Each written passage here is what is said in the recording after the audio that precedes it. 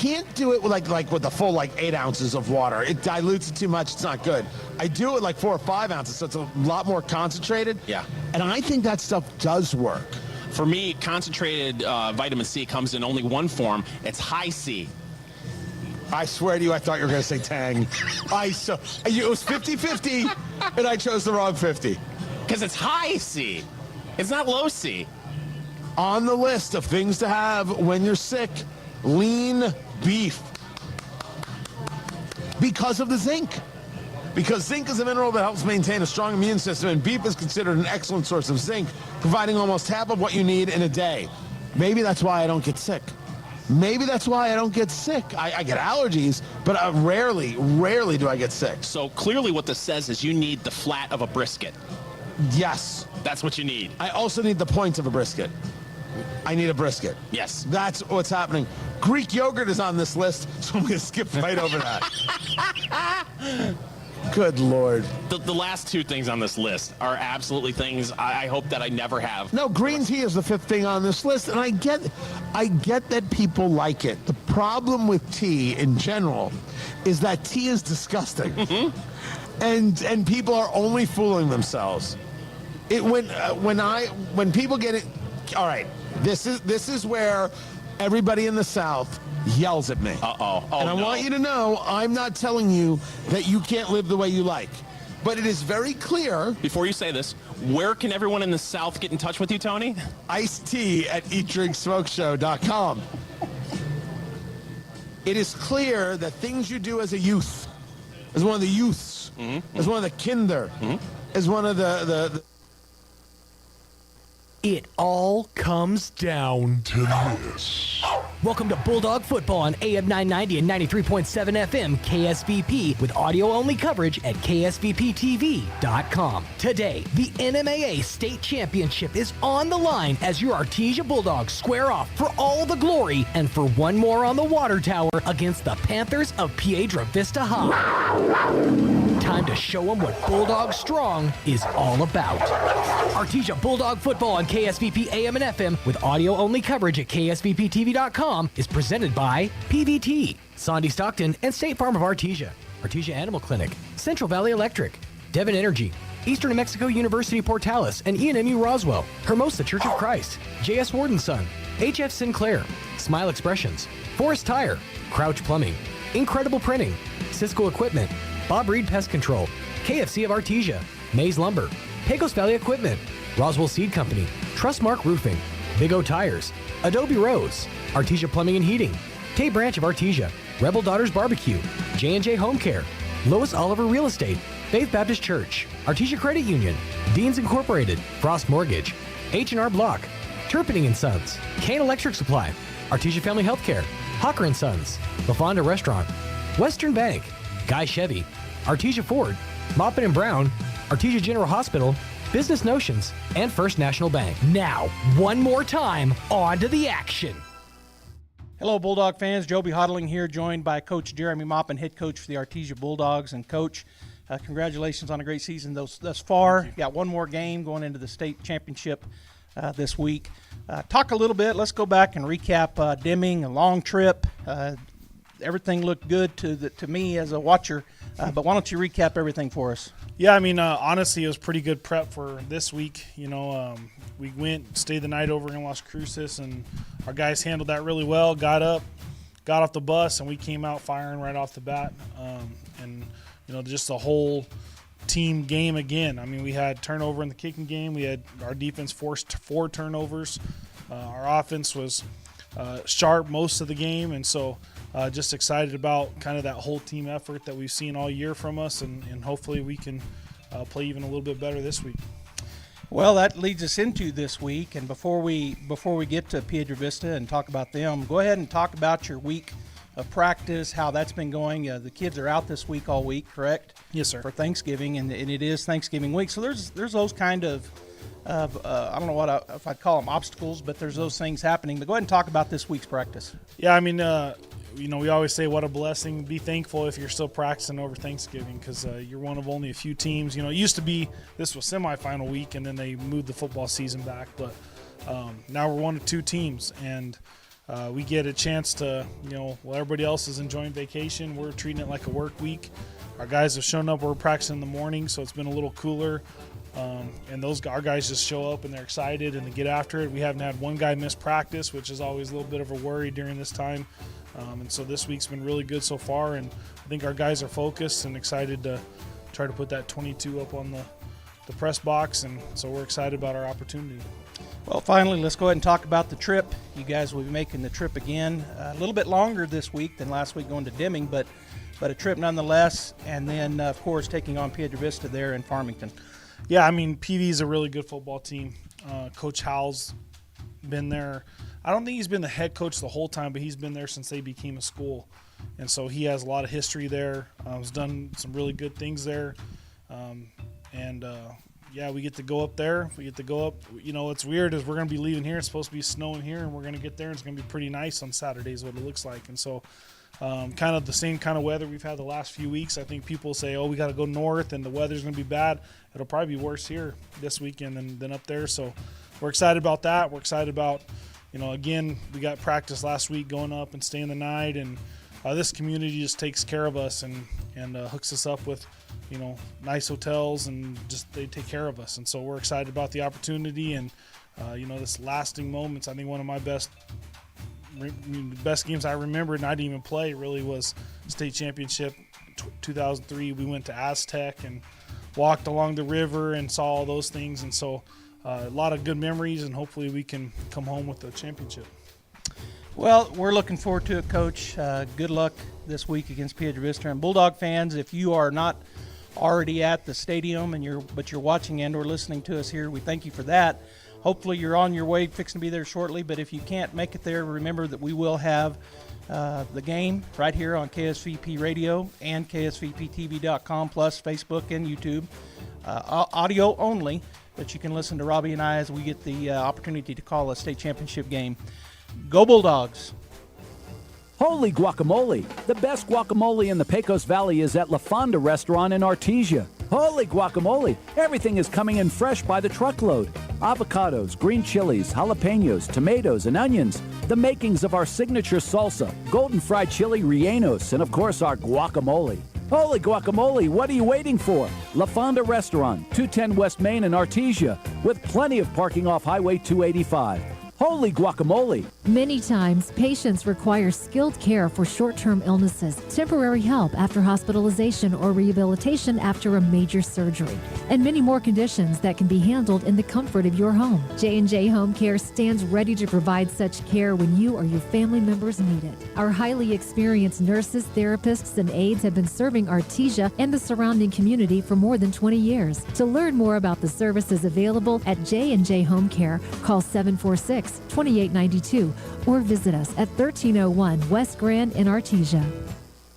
Big O Tires Black Friday sale is here. 3 Fridays, 3 weeks, 21 days to buy 3, get 1 free on select in-stock Mesa tires with installation purchase. That's right, buy 3, get 1 free on select in-stock Mesa tires with installation purchase. Hurry in now through December 4th. Big O Tires, the team you trust. Installation charge is extra. Required on all 4 tires. Not valid with other offers. Eligibility may vary. Disposal fees and shop fees extra where permitted. See store for details. Central Valley Electric is continually learning and advancing technology that improves electric service, reliability, and safety, and in turn enhancing the quality of life for members that we serve in our local communities. CVE offers an account management program called Smart Hub that allows members to track their usage, set up convenient pay methods, and the ability to manage their energy use with smart technologies. A secure system such as Smart Hub is an easy tool to use. To sign up, visit cvecoop.org and click Smart Hub to get started. Eastern New Mexico University in Portales is proud to offer potential students the opportunity to attend ENMU tuition-free with the New Mexico Opportunity Scholarship. And now we are proud to announce the newly created Freshman Hound Housing Room Grant, which will allow students the opportunity to receive up to $3,000 per year off their housing costs when living on the ENMU campus. For more information on how ENMU is making higher education more affordable for you and your family members, visit enmu.edu. Eastern New Mexico University. Student success. That's what we're about. In volatile times, it's natural to worry about your retirement. Hon, I'm worried about our retirement account. With today's economy, it just makes sense to keep your retirement money close to home with people you know. We have several guaranteed safe options. Peace of mind with retirement savings. It just makes sense. Western Bank of Artesia. Member FDIC. It just makes sense.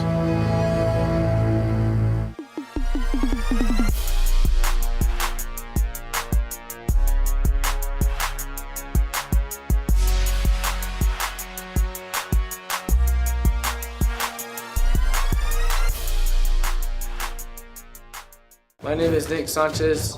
I'm number 21. I'm a senior. My parents are Sheila Sanchez.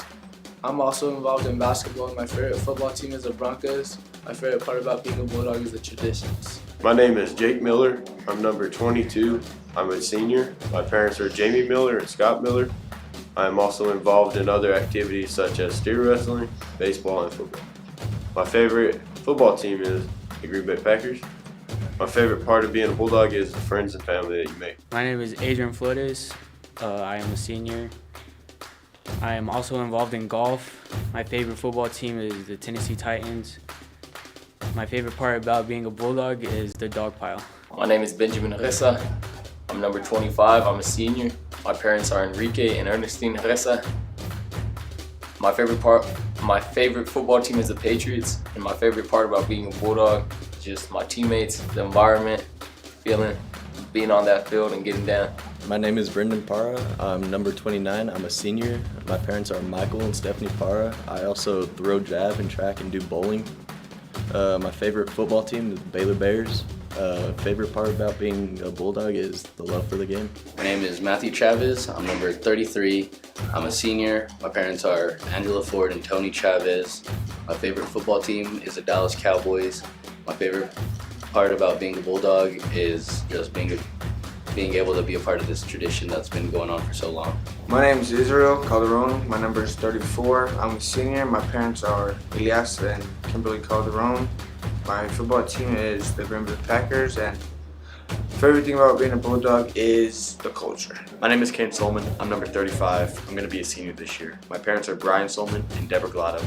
I also play golf. My favorite football team is the Denver Broncos, and my favorite part about being a Bulldog is the tradition. My name is Giles McSpadden. I'm number 36. I'm going to be a senior, and my parents are Misty and Wes McSpadden.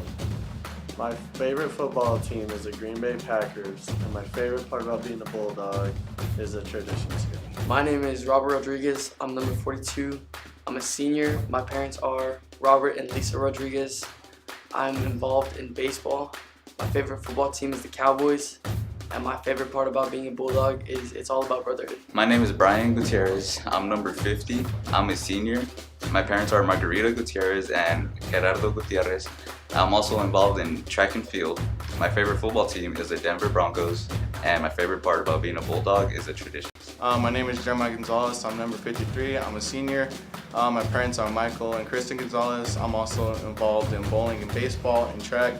My favorite football team is the San Francisco 49ers, and my favorite part of being a Bulldog is the community coming out and supporting us. Hi, my name is Andrew Anguiano. I'm number 56, and I am a senior. My parents are John and Aaliyah Anguiano, and I am also involved in National Honor Society, and I do track.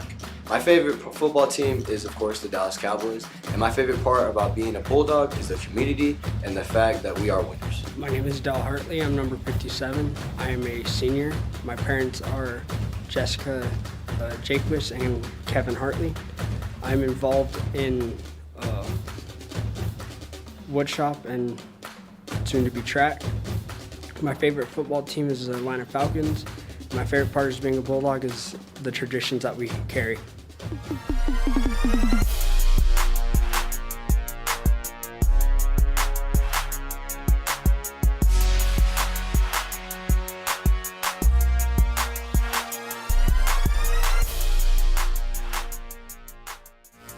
In Isaiah chapter 1 and verse 18, the writer tells us about how our sins are like scarlet, but that Jesus and God can make them as white as snow. And as we read this scripture, let God's forgiving nature envelop you. It is by His grace His mercy, His forgiveness, that He pursues and saves us. What a mercy-filled gift. As we begin our holiday season, as we begin to look to Christmas and to a new year, do you know who God is? Do you know how much He loves you? How much He wants you to be forgiven? How much He wants you to be in a saved relationship with Him through hearing and believing, repenting of your sins, confessing that He is the one and only Son of God, and by being immersed in a watery grave of baptism. If you ask yourself, how do I do that? Please come visit us at the Hermosa Church of Christ and let us introduce you to God and His Son Jesus and their Spirit, the Holy Spirit. Jennifer from Trustmark Roofing here, and I can tell you it's not always easy being a female in a male-dominated business like roofing. I remember one time I was at a meeting to bid on the roof for a local college, and it was me and 13 men. Well, I won that bid, and I'd like to win your business too. My dad was a contractor, and I've been around building and roofing my whole life. I'm licensed and bonded, and I've forgotten more about roofing than most roofers ever knew in the first place. But what really sets Trustmark apart is an obsessive attention to detail that ensures that everything goes smoothly the first time. I promise we will treat you right with respect, and we will make you happy.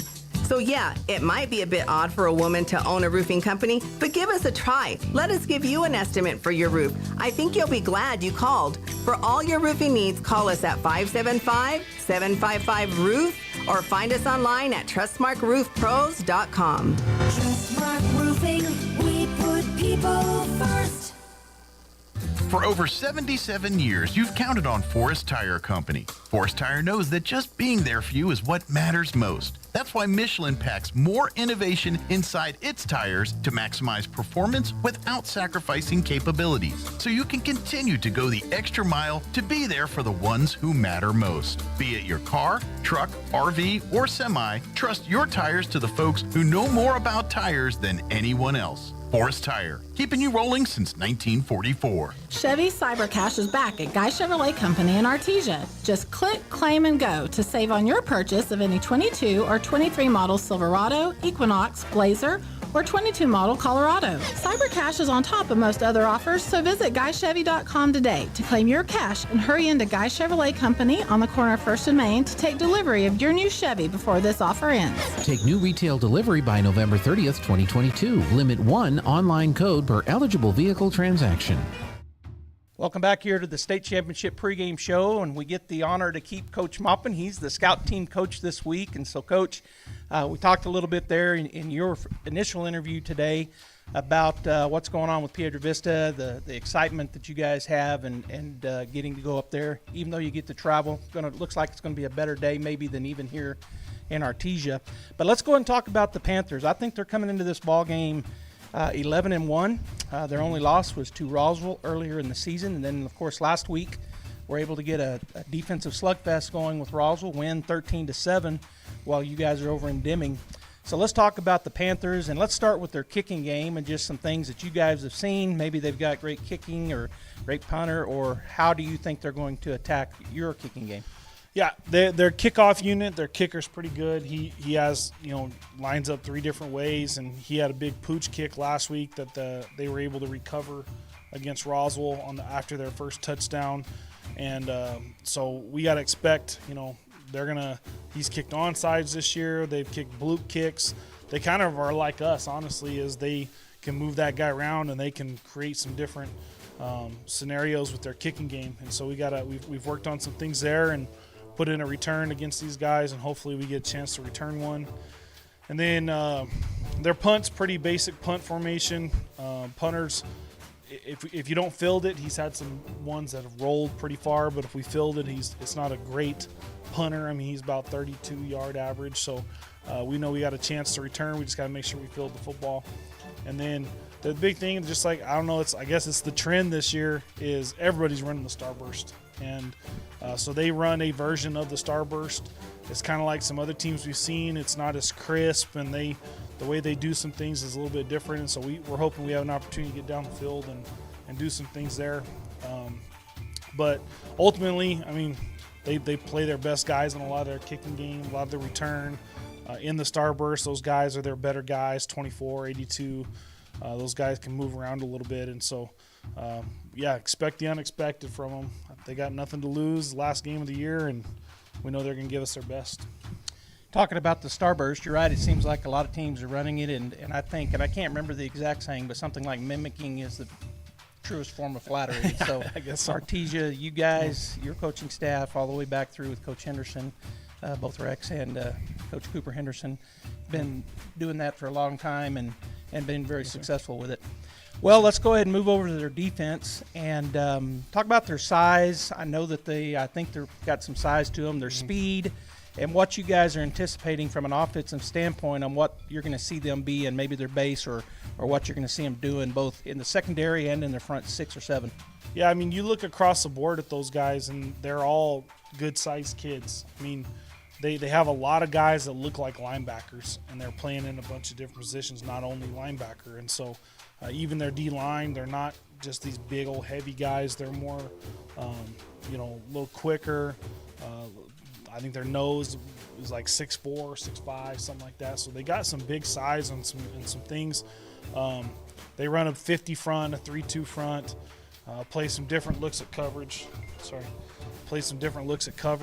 And so we got to make sure that our guys just see what they're doing and kind of attack the soft spots. They're a team that wants to back a lot of guys off and just make you nickel and dime them down the field. Kind of what Deming did to us last week. Very similar looking defense, in fact, to what Deming did to us last week. And so we know we got a game on us from our offensive point of view, and just seeing what they're doing and adjust to what they want to do. They'll bring some pressure off the edges, but ultimately it's about them playing coverage and just us finding spots in the zone. And then let's move over to the offensive side and what their base offense looks like, what kind of run pass split they have, and again, size and speed, and maybe even touch on how many two-way starters you expect to see. I mean, their offense, their coach, the quarterback's the coach's son. He's an athlete. He's not throwing for 5,000 yards or running for 5,000 yards, but he's pretty good at both. And so if his first read's not there, we know we got to come up and tackle. I think their first touchdown last week against Roswell was a scramble that he broke away. He's tough to tackle, a bigger kid. I think he's about 6'2", 180, so a good-looking kid. They run the ball. I was listening to their coach talk this week. He said, we're a ground and pound team, but we have some air support, and that's kind of how he thinks they can throw the ball when they have to. They'll come out and go quads or trips at times, but they want to be in a wing set. They want to look like, Goddard and these teams that they're going to run heavy. They're going to, their back's not tremendously fast kid, but he's a big load, big kid, and he gets north and south fast. And so, I think they're about 70-30 pass or run to pass. And so we got to come up and tackle, and the teams that have tackled them well have had some success. And so we got to make sure we tackle well this week. All right, Coach. Well, thanks for giving us a scouting report. Bulldog fans, you heard it right here. We've got the game coming up at the top of the hour, so stay tuned here on KSVP Radio and or KSVPTV.com. Go Bulldogs. Plumbing, air conditioning, heating, gas lines, sewer jetting, refrigeration, ice machines, RO systems, water softening, sheet metal fabrication, duct cleaning, residential and commercial. Crouch does it all. When you find yourself in need of assistance, give the experts at Crouch Plumbing, Heating and Air Conditioning a call. The Crouches know quality matters, and they'll find the best solutions for your situation. That's 575-746-3782 for Crouch Plumbing, Heating and Air Conditioning, serving all of Eddy County since 1967. There really is no one quite like you, and no one quite like the ones you love. At Turpinning & Son Mortuary, they take pride in providing families with the best service possible. The phrase, "we make it personal," is not just a tagline. It's the way they conduct themselves every day as they honor the ones you love in their own unique and special way. Located at 611 West Grand in Artesia. Visit artesiafunerals.com to learn more. Turpinning & Son Mortuary, proudly serving our community and your family since 1954. I can't believe I just scratched that car. Find my insurance card.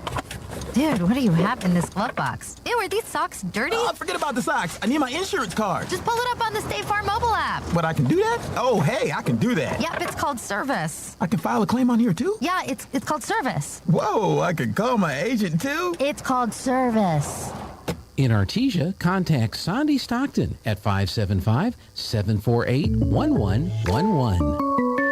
The Artesia Historical Museum and Art Center is now open from 10 a.m. to 1 p.m. and 2 to 4 p.m. Tuesday through Saturday. Located in the historic Ward Morehouse, the Artesia Museum and Art Center offers information on local and area history. The art annex next door features rotating exhibits such as local art shows and temporary in-house displays. For event schedule and upcoming social exhibits, visit their website, artesianm.gov/museum, or call 575-748-2390. The Artesia Historical Museum and Art Center, 505 Richardson in downtown Artesia. Hello, folks. Martin here from PRMI. That's right, Primary Residential Mortgage Incorporated. I've been waiting a while to reveal the great news that we've taken our parent company name and things are only getting better for Southern New Mexico. I'm excited to announce that everything we do will be handled in-house. I have a dedicated processing, underwriting, and closing team, thus streamlining our process or your purchase or refinance. When you're looking for an in-town lender or someone that will communicate with you one-on-one and give you straight answers, call me, 575-749-6278, or visit me online at martin.chooseprimeres.com. Remember, Martin at PRMI for your home finance. PRMI is an equal housing lender, NMLS number 3094. Equal housing lender, NMLS 1815286. There are things you can do to improve the value of your current home if you plan to sell, and a few things you probably shouldn't do. The folks at Lois Oliver Real Estate are experts in real estate in Artesia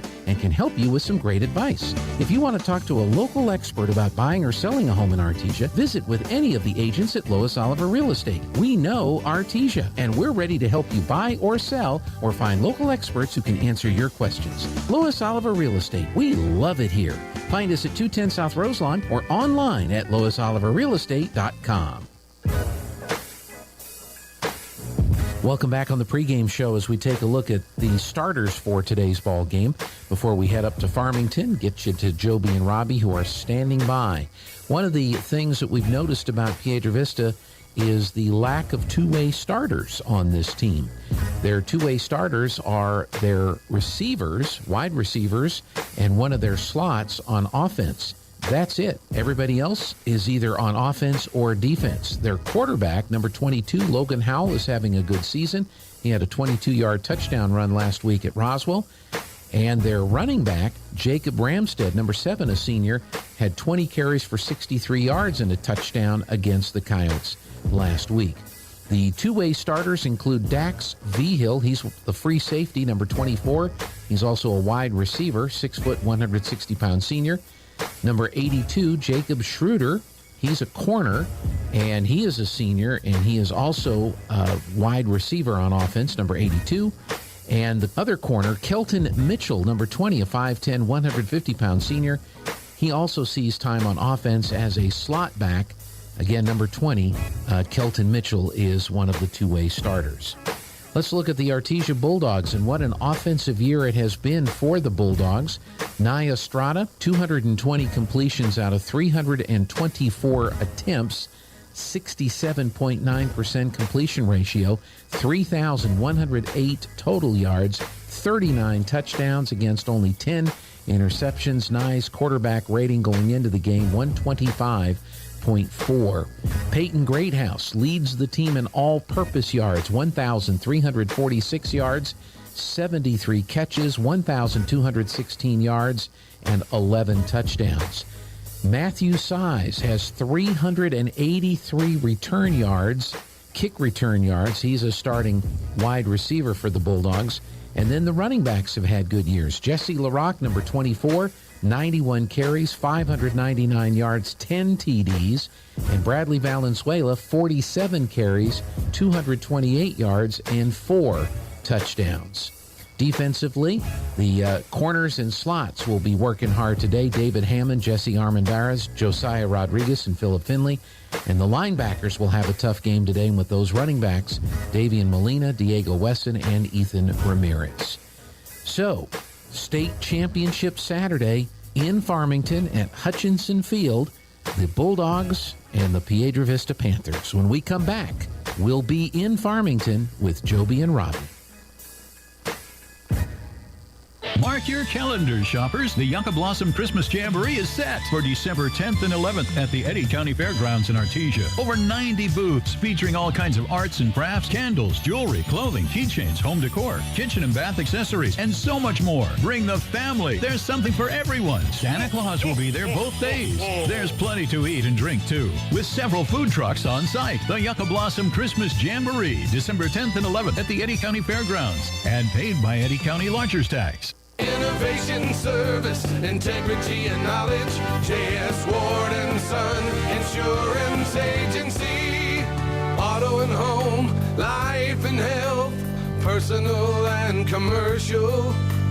Bonds too, since 1925. We have the coverage for you. Innovation, service, integrity, and knowledge. J.S. Ward and Son Insurance Agency.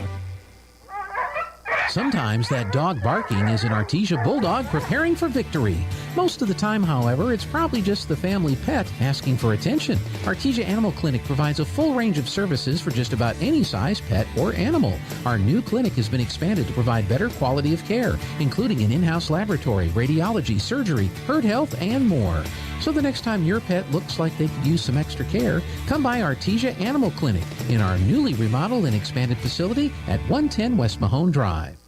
Since 2019, Spur Energy Partners has been committed to the markets we have operations, including right here in Artesia, New Mexico. We are proud of this community, and we work hard to be a good citizen and support our local economy, our local schools, and our local families. That's why Spur Energy Partners is excited about bringing the Artesia Bulldog broadcasts to you. Good luck, Bulldogs, and safe travels in the 2022 season. Play hard with Bulldog Pride from Spur Energy Partners. Hi Artesia, it's Cambria from your local KFC and Taco Bell. I have something special for all you Bulldog fans out there. Come by and try our new Bulldog Bucket. It's an 8-piece leg and thigh meal with a large mashed potato gravy and coleslaw with 4 buttermilk biscuits for only $21.99. On Tuesdays, we also have our chicken fried steak special for just $4.99. As always, it's great to be a Bulldog. We hope to see you soon at your local Artesia, KFC, and Taco Bell.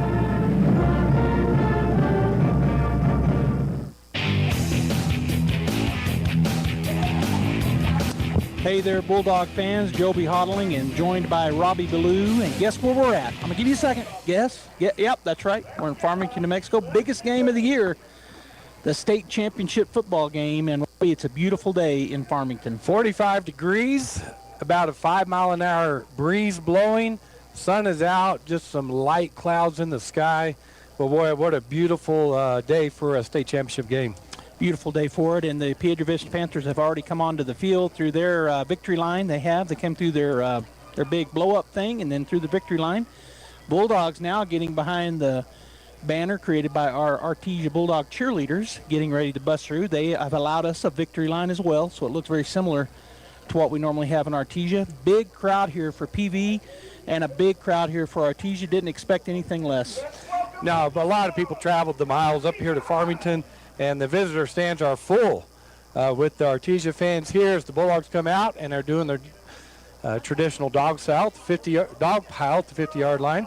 But yeah, Joby, a lot of fans here from Artesia and a good victory line down there for the dog pile. Yeah, and we don't get to do that at almost any other stadium except for ours. And of course, Bulldog Bowl, we get to do it. And here they had one, and they allowed us to do one. So that was pretty awesome. Now we're going to have the playing. Actually, we're going to have the singing of the national anthem. And so as the flags are presented here by, I think, the junior ROTC, RTC, I think is what the announcer said.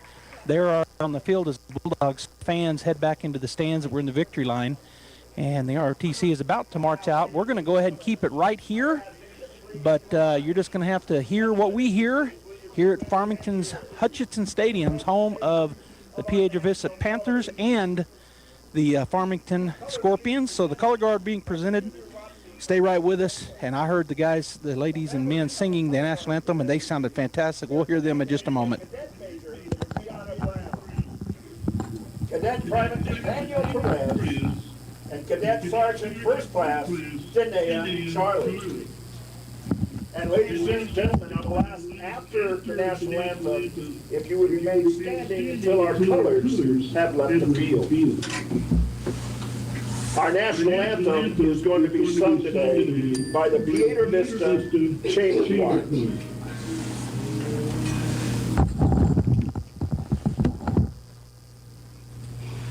Oh, say, can you see by the dawn's early light what so proudly we hailed at the twilight's last gleaming, whose rough stripes and bright stars through the perilous fight o'er the ramparts we watched were so gallantly streaming, and the rockets' red glare, the bombs bursting in air, gave proof through the night that our flag was still there. Oh, say does that star-spangled banner yet wave o'er the land of the free and the home of the brave? Outstanding job, Chamber Choir.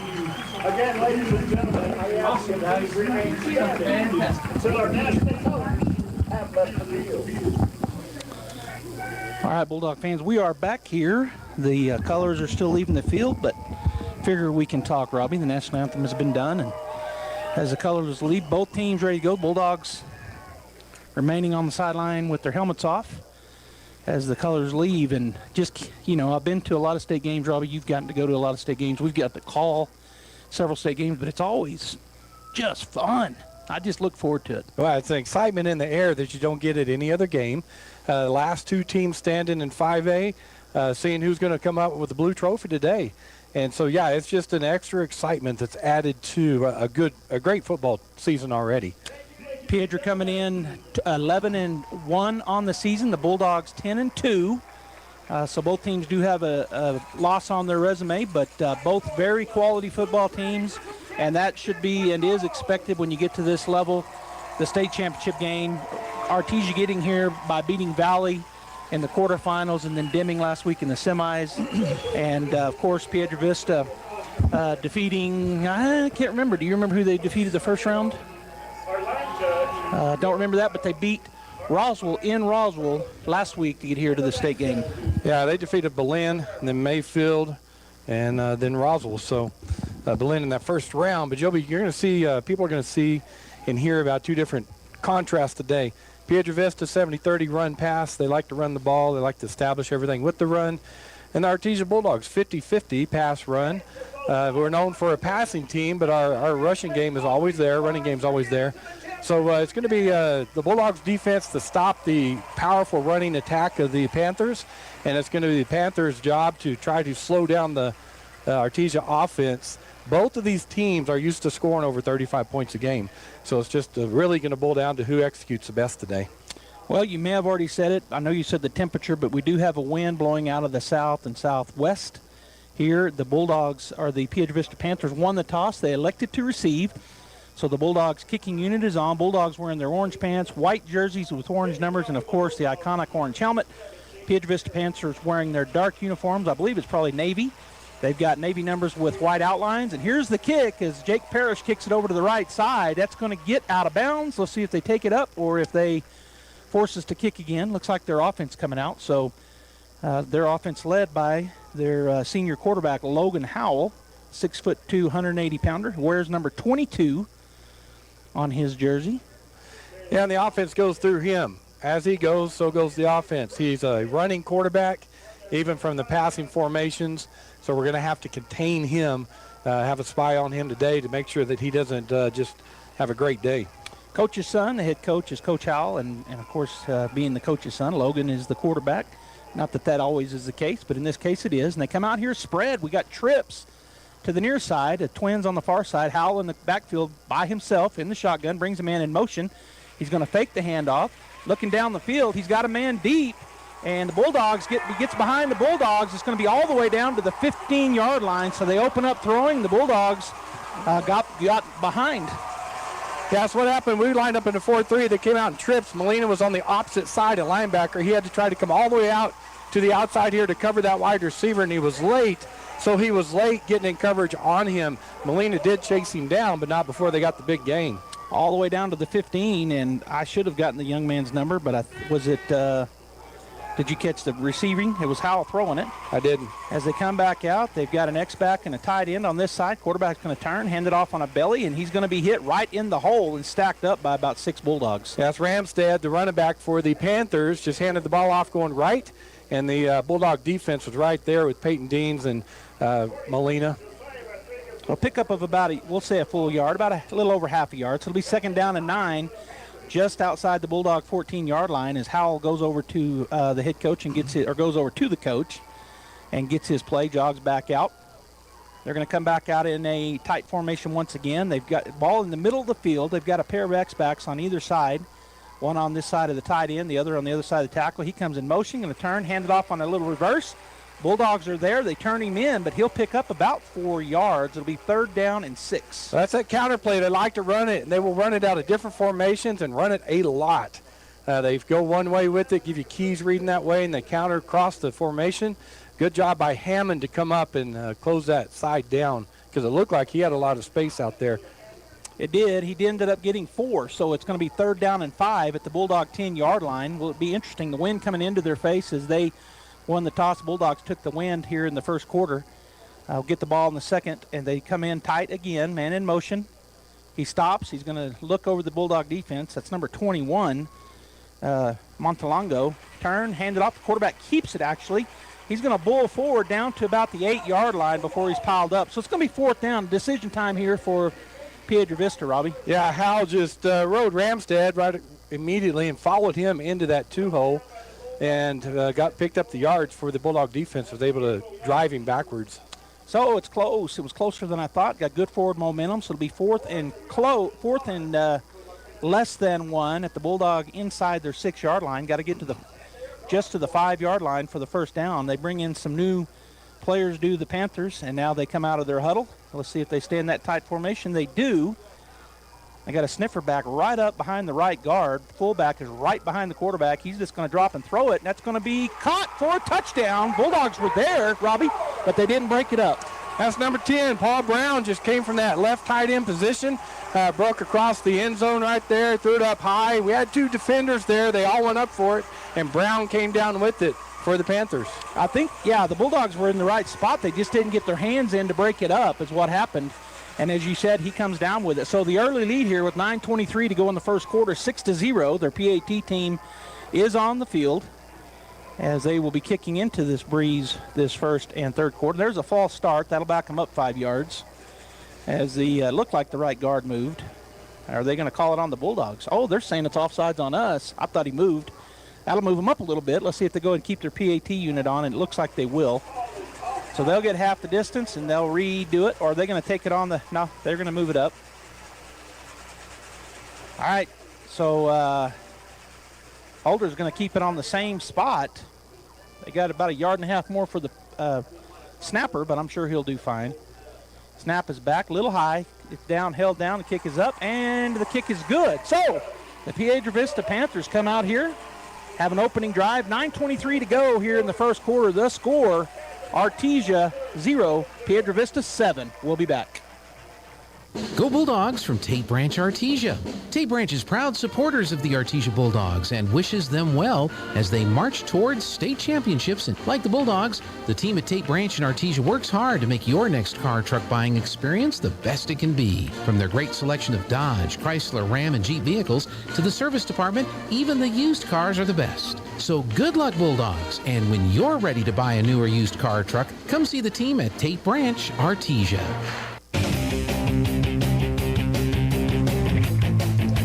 Welcome back here, Bulldog fans, on KSVP Radio, KSVPTV.com, YouTube, and Facebook, KSVP Radio pages.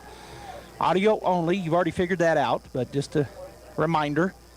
as we're here at the state championship game in Farmington, New Mexico, as the Piedra Vista Panthers come out quickly, Robby, with a long throw on first down and get down inside. They are forced to go for it on fourth, but they end up getting the touchdown, and they lead 7-0.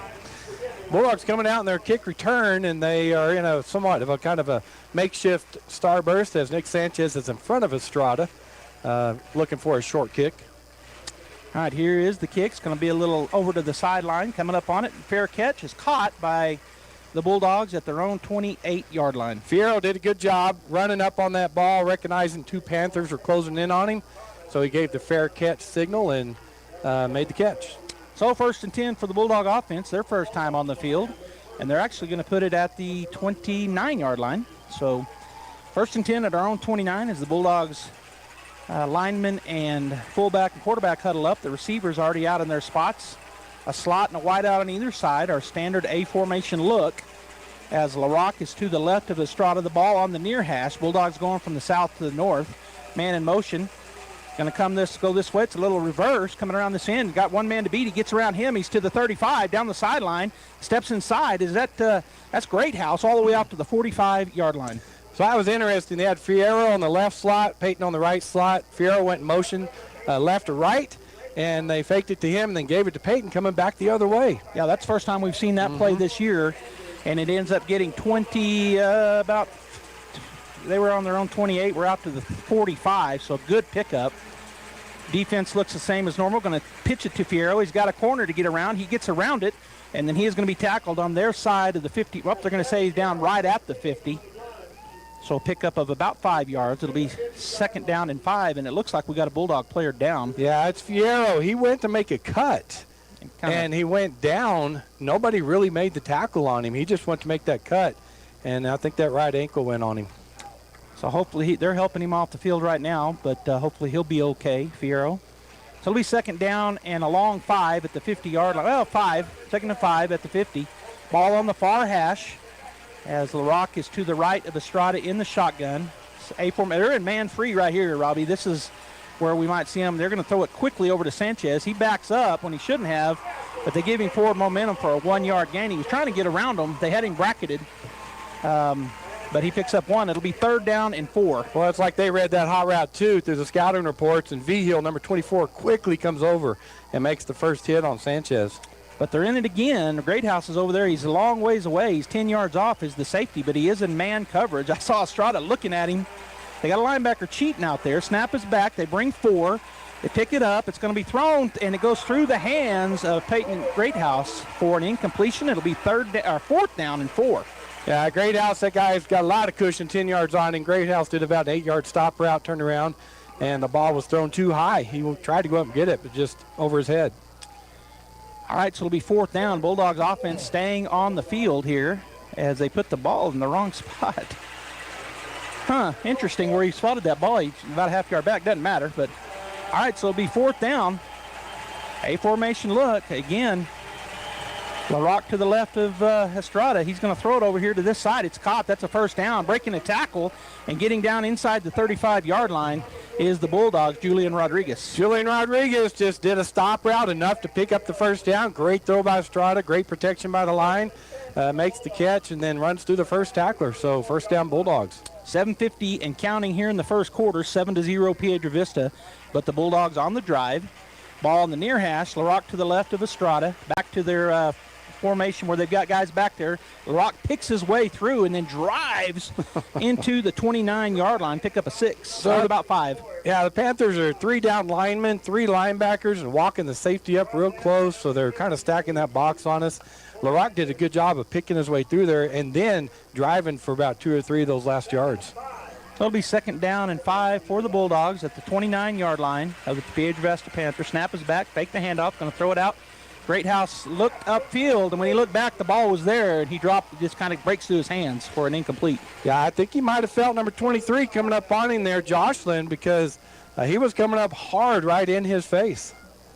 All right, so it'll be 3rd down and a long 5. Actually, it's really 3rd down and 6. They got to get to the 29. They put the ball right on the 30. It seems like they backed it up each play, like half a yard from where they're spotting it, but it's 3rd down and 6 at the 30-yard line A formation look, ball in the middle of the field. Snap is back. They bring 6. Good blocking. Throw it over to the left side again.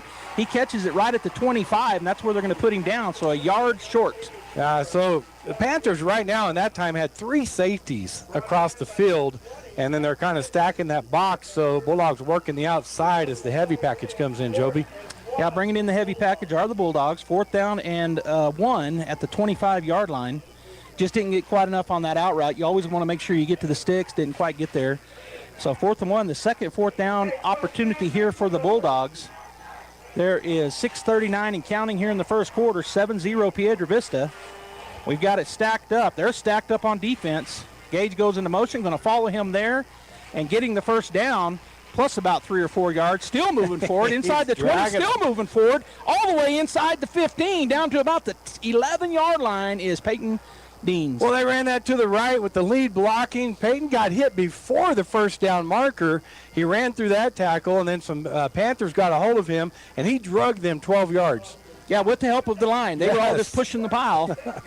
1st and 10 at the 12-yard line. Bulldogs back in the A formation look, ball near the far hash. That's Valenzuela in the backfield to the right of Estrada. Turn, fake the handoff, throw it over there to Joy. He breaks up the field. He's inside the 5-yard line for a pickup of about 7. Yeah, that's just real quick throw to wide receiver Joy. Great house out there blocking for the Bulldogs for him, and number 75, Wooten, getting out there and helping. So it'll be 2nd down and 3 at the 5-yard line. Bulldogs stay in the A formation look. Valenzuela to the right of Estrada. He looks like he's changing the play. He's got a man coverage. He's got straight man on this left side. And Nick's going to move out a little bit. Sanchez in that slot going to turn, hand it off, and going to get inside the 3. Almost first down, not quite. It's going to be 3rd and 1. Yeah, they're that 3-down lineman, 2 linebackers up close on the line of scrimmage, and they're stunting, trying to confuse the line. It looks like 5-on-5, so he went to the run play. But the Panthers just did a good job that time of getting the running back. And he only picked up 3. He needed 4, so it'll be 3rd down and 1 at the 3-yard line. Heavy package back on the field as the Bulldogs line up in that with Peyton Deans, the quarterback. He's got defensive guys all around him. He's got 4 big defensive guys come in for this. He's going to hand it off. And that's going to be our middle linebacker goes in for the touchdown, number 54 for the Bulldogs. He handed up. We have not seen that play this year. We have not. Diego Wesson lines up just in front of Peyton Deans on the left in the backfield. And Peyton took the snap, handed it to Wesson, and he went right on that right side into the end zone. So with 4:57 to go in the first quarter, our score now 7-6. The Bulldogs in their swinging gate. Sykes goes into motion. Now they're going to swing out of it and line up for the normal PAT. 7-6 is our score. Greathouse with the wind behind him. He was practicing throughout the, and it's actually the wind has died down a little bit, but he was booting them way back there, which he's got a big leg. Hold is good. Snap was good. Kick is up. The kick is good. So with 4:57 to go in the first quarter, 7-7, Piedra Vista and Artesia. Stay right there. We'll be back for the remainder or for the next kickoff.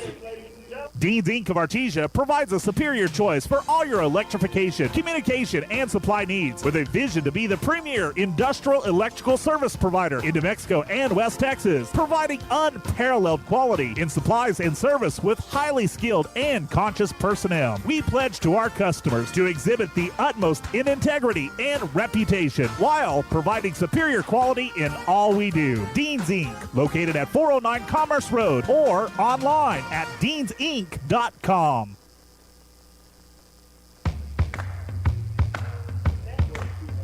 If you're just now joining us here, the Artesia Bulldogs and the Farmington Scorpions are all knotted up. Good grief. The Piedra Vista Panthers are all knotted up here in the first quarter with 4:57 to go. 7-7 our score, and the Bulldogs on to do the kickoff. So both teams come out after all the weeks-long practice and the hype and the scouting reports, and both offenses go down the field and score. So now we're going to see which defense can step up, make some adjustments, and hold the other team. Jake Parrish lines it up on the 40 on the X per our normal. Gets ready to go. The wind is still blowing out of the south and southwest, but not quite as hard as when game time started. He's going to kick it to that right side again. This time he's going to force them to catch it, which they'd fumble it back there. Ball still on the ground. He finally picks it up, and he's immediately hit, but breaks the first tackle. He's going to get outside the 10 because of that good move that he made to get out of that first tackle. Well, it hit near his feet. Tried to catch it down by his feet like a ground ball, and he bobbled it, and then he left it there, and he kind of fell backwards. The ball was just laying there on the ground. He was able to go back and get it, and then the Bulldogs got down there to him. That was number 23. I keep saying he. That was Jocelyn.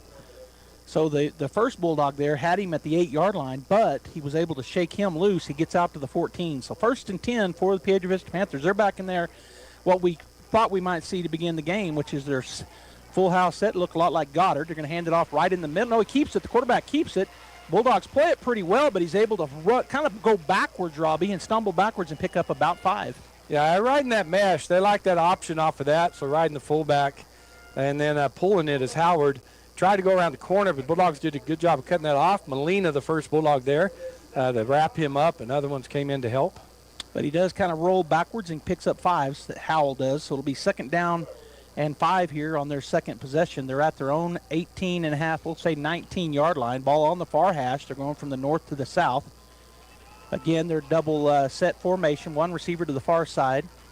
Tight end to the short side. Going to turn. Oh, and they went the wrong way. Everybody but the quarterback went the other way, Robby, and we hit him with 5 guys for a loss. That's a lonely feeling as a quarterback when you turn the wrong way because they're blocking one way, and it opened up the holes, and 2 Bulldogs just came in and met him.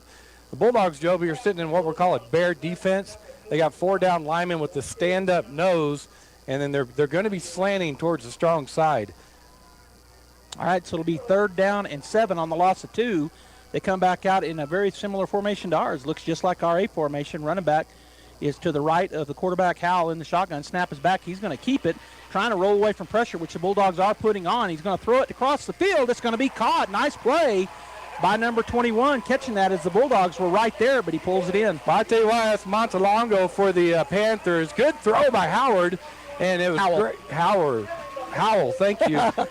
Good throw by him, but great catch by Montalongo as he had number 13 for the Bulldogs, Ramirez, all over him. I don't know how he caught that. Yeah, he did a good swat and cradle, but he brought it in. It was a great pass, as you said, from Howell. All right, so they're back in their their tight formation with 1 tight end, an X-back on either side, and a fullback behind the quarterback in the shotgun, or going to run a speed option, and a good tackle there by the Bulldogs as he fought off the block and made the tackle. Yeah, Finley Rascon out here on the left corner position. You got responsibility football on that option like that. Everybody took their responsibility, and he had a blocker on him, reached through that block and got an arm into the legs and tripped him up. So a gain of 0. It'll be 2nd down and 10 at their own 32-yard line. Ball on the near hash as the PV Panthers break the huddle. They got a slot and a wide out to the near side. A pair of running backs on either side of Howell in the shotgun, so a different look than we've seen yet. They're going to turn, hand it off. No, he keeps it, does Howell. He's going to bust forward for a pickup of about 4 yards. It'll be 3rd down and 6. Good job by Peyton Deans as he came in there quickly as Howell tried to fake that and go right up the middle. Deans makes the hit on him, and Chavez comes in and helps make the tackle for the Bulldogs. Down to 2:20 and counting here. Both teams have had a possession, and now PV on their second possession as they come over, several of them, to get the play from the coach. Now they go into the huddle. The ball remains on the near hash. It's 3rd down and 7 for the Panthers as they're going to break the huddle with a slot and a wide out to the near side. Again with a pair of running backs, one on either side of Howell in the shotgun. They snap it back. He fakes the handoff. He's going to throw it over here, and it's incomplete out in front of his intended receiver a little. Rascon was right there, Finley, but incomplete. Yeah, I faked it to the left, a run play to the left, turned around quickly, tried to hit V-Hill over here, number 24, and he was running back towards the line of scrimmage, and it wasn't there. He tried to dive for the ball and couldn't get it. So the kicking unit comes on for the Panthers. The kickoff or punt return unit comes on for the Bulldogs. Nick Sanchez back at about the 30-yard line as they got a real widespread punt team here. The ball was high, goes back. It's a deep kick. He's going to chase it down. It goes through his hands. Nick picks it up. Now he's looking for somewhere to go, and he's going to be knocked out of bounds at the 15-yard line. Well, it's Ramstead that kicks the tailback, and, boy, he turned that ball over, and it flew a long way. I mean, Nick had to turn around and run like he was trying to catch a pass over his head and drop the ball, but then he did a good job of just picking up a few yards. Holding on the Bulldogs. There's a call on the field, so that's going to back us up even further as they'll back us up half the distance. We're at the 16-yard line is where it's down, and so they'll mark that off. So Bulldog defense did their job. The Panthers went down and scored the first drive, but they held them that one, were able to get the punt. So let's see how the Bulldog offense comes out and responds now. And they're going to start deep in their own territory, are the Bulldogs, as they'll start at our, well, they haven't marked it off yet. I think it'll be half the distance, so it should be back to about our 7.5. They're talking about it, holding, he says. And so they give it to the umpire, and now he'll mark it back. Inside the 20, I think, is half the distance. So he marks it back to the just outside of the 7-yard line, which is about where it should be. So 1st and 10 for the Bulldogs. First time we've seen trips, and they're definitely in man coverage. Yeah, they are. This is going to put them, they got our slot with the safety over the top, but the far 2 receivers going to turn and throw it out there to the slot, and that's Greathouse. He comes inside, makes a man miss, breaks 1 tackle. He's still on his feet breaking tackles. He's going to pick up near the first down, a 9-yard pickup, and he just kind of ran through people. Wow, Greathouse, quick throw to him, and then he comes back inside towards the pursuit and just starts running through tackles and dragging people. Well, with the forward momentum, he actually gets 10. It's 1st down and 10 at our own 18. He got 11. And we stay in the trips, ball in the middle of the field. One man on the bottom down here is, and he's going to look to the other side. Now he pumps and goes. He's got a man if he can get to it. And no penalty. Out there it comes. Yeah. He was all over our receiver. So that'll be a pass interference. Yeah, V-Hill, number 24, is playing safety over the top. Nick Sanchez running a seam route, and he just hit him about 3 or 4 seconds before the ball got there and stayed on him. Yeah, he didn't. Yeah, he just kind of grabbed on and just ran with him. But that is the call, pass interference. So it'll be a pickup of 15 for the Bulldogs on the penalty, and it'll be 1st down. So good pump fake by Estrada as he was going to pump the short route to try to freeze him, and then Nick running that seam route. So the umpire looking to measure it off here as he starts to make his walk. We're down to 1 minute and 18 seconds to go here in the first quarter. 7-7 is our score. It'll be Bulldogs 1st down out at their own 32-yard line. We got trips to the near side now as the ball is kind of split between the far hash and the near hash. Seiss over there by himself, Robby. He's a speed demon. 3 receivers to the near side. He's going to look this way. He's going to throw it deep. Oh, he has to run, and he's going to just slide down at about the 38-yard line. So he was looking over here on the trips. As you said, they were playing a safety over the top of our trips with man underneath, and then Seiss over there by himself with no safety help.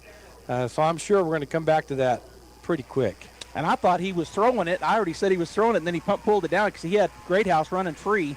All right, 2nd down and 4, going to turn and hand it off. And there he bounces through. Good job there by Valenzuela, I believe, and he picks up the 1st down. Yeah, not a lot there. Defensive line doing a good job of kind of getting off the Artesia blocks. But Valenzuela with the shoulders low just got the forward momentum going and picked up that 1st down on his own. Clock continues to run. We're under a minute, 42 seconds and counting. Bulldogs back in their A formation, ball in the middle of the field. Estrada taking a look over the defense. They're in a man free now. He's looking to that side. He throws it over the middle. There's Greathouse. He catches it. He's still on his feet down to the 25-yard line. Good job by Piedra Vista's number 23, Robby, or that had been a touchdown. Yeah, so Greathouse goes across the middle, straight, then breaks across the middle. And he was covered well by number 23, Jocelyn, but great throw by Estrada. Just out in front of him, reached out, caught it, and then just picked up more yards. So the clock is running again before they got the stuff set. And down to 18 seconds. Bulldogs near the near hash at the 24-yard line. Snap is back. Estrada's going to step into one and throw it over the top. That's going to be caught, and that's a touchdown. Artesia Bulldogs on the stop and go. I'm going to tell you what, had safety help over the top on Julian Rodriguez, and Estrada threw that as he was still getting off of coverage. He looks up, puts his hands up, and the ball was right there. That's a great catch by Rodriguez. Great throw as well. As you said, it was a timing. It was a stop and go. Yeah. He pumped the stop and then threw it, and it just was right where he needed to be as we come out of the swinging gate. Leading now 13-7 with 9.5 seconds to go here in the first quarter. Yeah, that ball was about 3/4 of the way there before Julian got his head around. Before he turned around. But as soon as he did, as you said, he just snatched it out and went in. He caught it at about the 3 and went in. Here's the kick after, and it is good. So with 9.5 seconds to go here in the first quarter, 14-7, Artesia will be back. Hawker & Sons of Artesia, a company specializing in excavation and construction, is proud to support and provide construction services to the people and businesses of Eddy County and the surrounding area. With their expert knowledge of the industry, Hawker & Sons is well equipped to offer top-level service and professionalism to all oil field businesses, commercial and private parties with excavation and construction needs. Call Hawker & Sons today at 575-365-3175 or visit their website at hawkerandsons.com. Go Bulldogs! All right, Bulldog fans, we're back here at the Hutchinson Stadium. Artesia Bulldogs 14, Piedra Vista 7. And Robby, on our first drive, we go down and score, but we had to overcome 2 fourth downs. Second time around, a little bit different. We did get a third down once, but the Bulldogs looked a little more crisp on the second drive. Well, PV is basically mixing up 2 different defenses, and after seeing that the first drive, the coaches and the offense, they're adjusting. They're reading what they're in and adjusting to it now, was my take on that. I concur. I agree with you. So Jake Parrish back on to do the kicking, put the ball on the 40-yard line. 9.5 seconds to go here before they swap ends. Parrish is going to kick it to that right side, deep. It's going to go all the way back and be fielded about the 2. He drops it, falls down. He's down right there at the 2-yard line. His knee touched, and he's like, darn it, and I feel for him, but that's where they're going to start. Parrish does something to his kicks. We saw it last week, and they struggled, Deming did, to field those kicks, and it's just going right to him. And that time, Jocelyn, second time, he's fumbled around with the kick, and that time his knee went to the ground when he's trying to pick it up. Yeah, so it'll be 1st and 10 at the 3-yard line for the Piedra Vista Panthers. 6.9 seconds to go here in the first quarter, as they will have a play or 2, depending, into the with the wind, and then they'll swap ends. They got a receiver coming out this far side. He's out here covered by 1 man. Go back to their double X with a fullback behind the quarterback. Howell under center. He tries to draw the Bulldogs off sides. They didn't go for it. Back under, and he's going to turn, hand it off. It's right there, and guess who's there? The Bulldog. Oh, the ball comes out, and it's caught fortuitously by the other back. Boy, that was lucky, Robby. That could have been real bad trouble for them, but he caught it in the air. Yeah, Donaghy called a run right there on that play, first and foremost. He was trying to drive for yards against them. Ball pops out. And Piedra Vista Panther standing right there and catches it, and then the rest of the Bulldogs converge on him. Yeah, he ended up picking about a half a yard up. We had him stuffed in the backfield when the ball just popped up in the air, and as you said, the other PV guy was standing there, and he caught it and was able to fall forward basically for a half a yard. But that does end the first quarter. Great first quarter here. State championship football live from Hutchinson Stadium. Artesia 14, the Panthers 7. Stay tuned. We'll be back after this commercial from Buckhorn Production. Artesia High School Bulldog Sports is made possible thanks to Buckhorn Production, LLC. Founded in 2021, Buckhorn Production, LLC operates over 200 wells in the Permian Basin. Like the Artesia Bulldogs, Buckhorn Production, LLC strives for excellence in all of our operations. We encourage all of our employees to be great members of our community and encourage you to join them in supporting all of our athletes, students, teachers, and administrators. Buckhorn Production, LLC, proud to support the Artesia Bulldogs. All right, so it'll be 2nd down and 9. He got about a half yard. I'm going to call it a yard. 2nd down and 9 at their own 5-yard line for the Piedra Vista Panthers, as we have flopped ends, and it's actually a little inside. It's about a half yard for what he ended up with, but 2nd and 9. Howell will go under center once again at double X formation with a fullback right behind him. He's in under center, snap is back. He's going to run the speed option to the right side. Bulldogs playing it pretty good.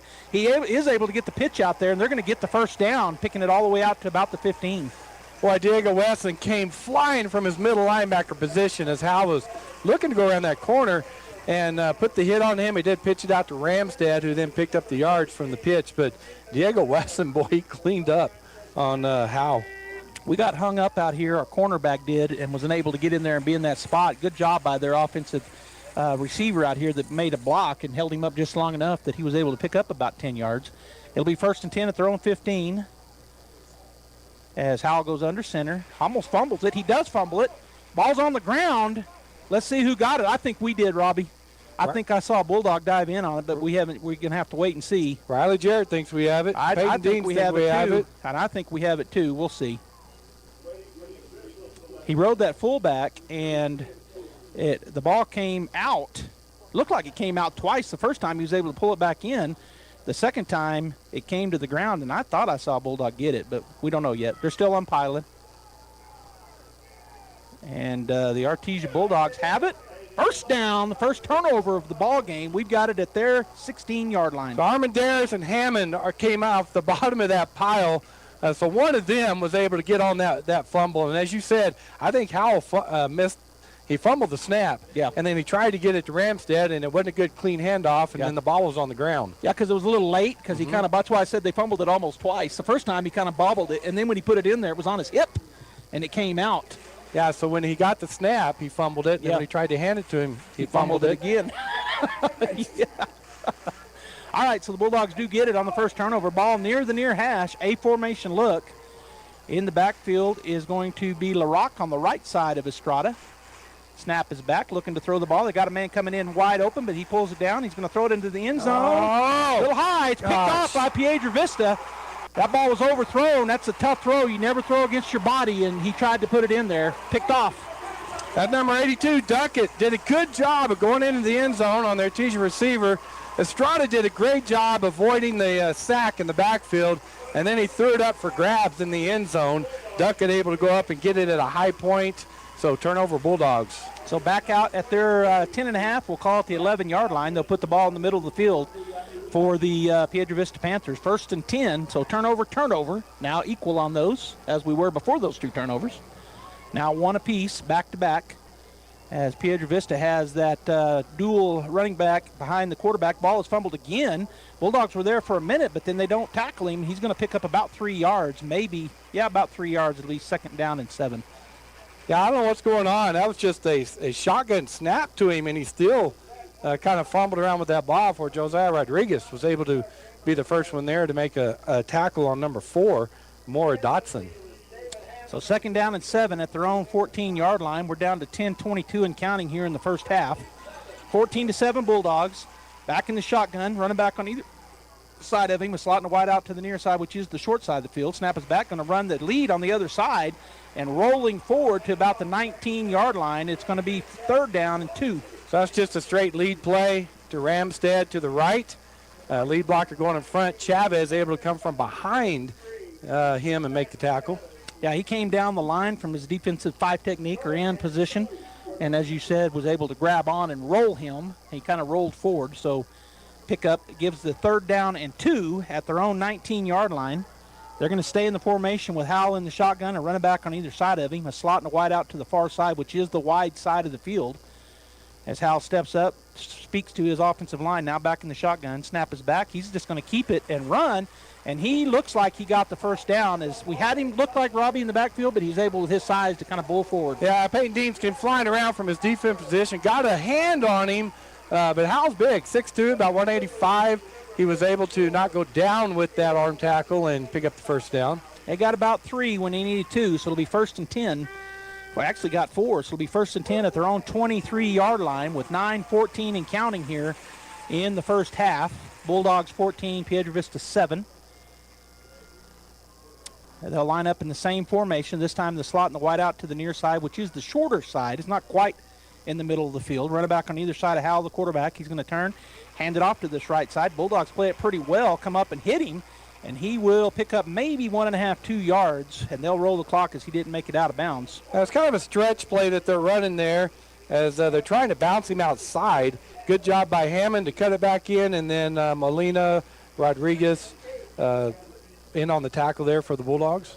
So a 2-yard pickup. It'll be 2nd and 8 at their own 25. Ramirez in there for the Bulldogs. Yeah. Same formation, but now to the wide side with their slot and wide out. Howell, the quarterback, with a running back on either side of him. Double tight, snap is back. Going to run. Howell's going to keep it. He runs into problems, and there's a host of Bulldogs. That's a loss.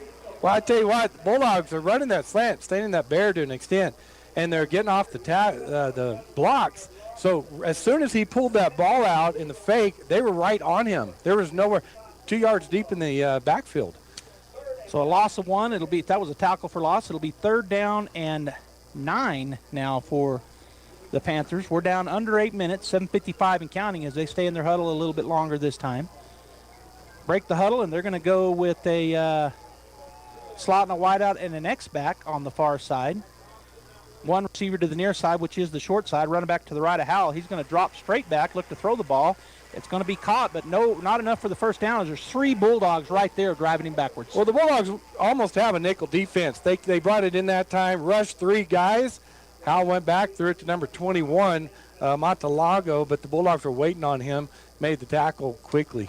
So it'll be 4th down and 3, 4th and 4, with 7:18 and counting here in the first half, as the kicker is back for Piedra Vista, and the Bulldogs, Sanchez, back. He may want to back up here with the wind behind the kicker this time. He's about his own 28-yard line right in the middle of the field. Snap is back, and here's the kick. It's going to go off to the right side. Sanchez turns, and that's a great kick down all the way to, depends on where they mark it, but it's inside the 15-yard line. Yeah, from his 30-yard line down to about the 10. Well, that's 20, 30, 40, 50, about 60 yards. Took a big bounce and rolled straight out of bounds over there on a hot speed bounce, but as you said, a long kick, and it'll be 1st and 10 for the Artesia Bulldogs starting at their own 11 on the far hash. 6:55 to go here in the first half, as the Bulldogs in their A formation look, a slot and a wideout on either side. Running back is LaRock next to Estrada in the backfield. He's deciding which side he's going to go to based on what they see on the defense. Looks like he's going to stay on the left. They got those 3 safeties back, turn, handed off. Oh, and he fumbled it. LaRock does get back on it for about a yard gain, but boy, that was dangerous. We did the same thing as Estrada took the snap. Went to hand it off, and just not a clean handoff there as it hit him in the chest and bounced out in front of him. But fortuitously, he was able to dive forward on it, so pick up a 1 as the Bulldogs stay in the A formation look. To the left of Estrada is Valenzuela.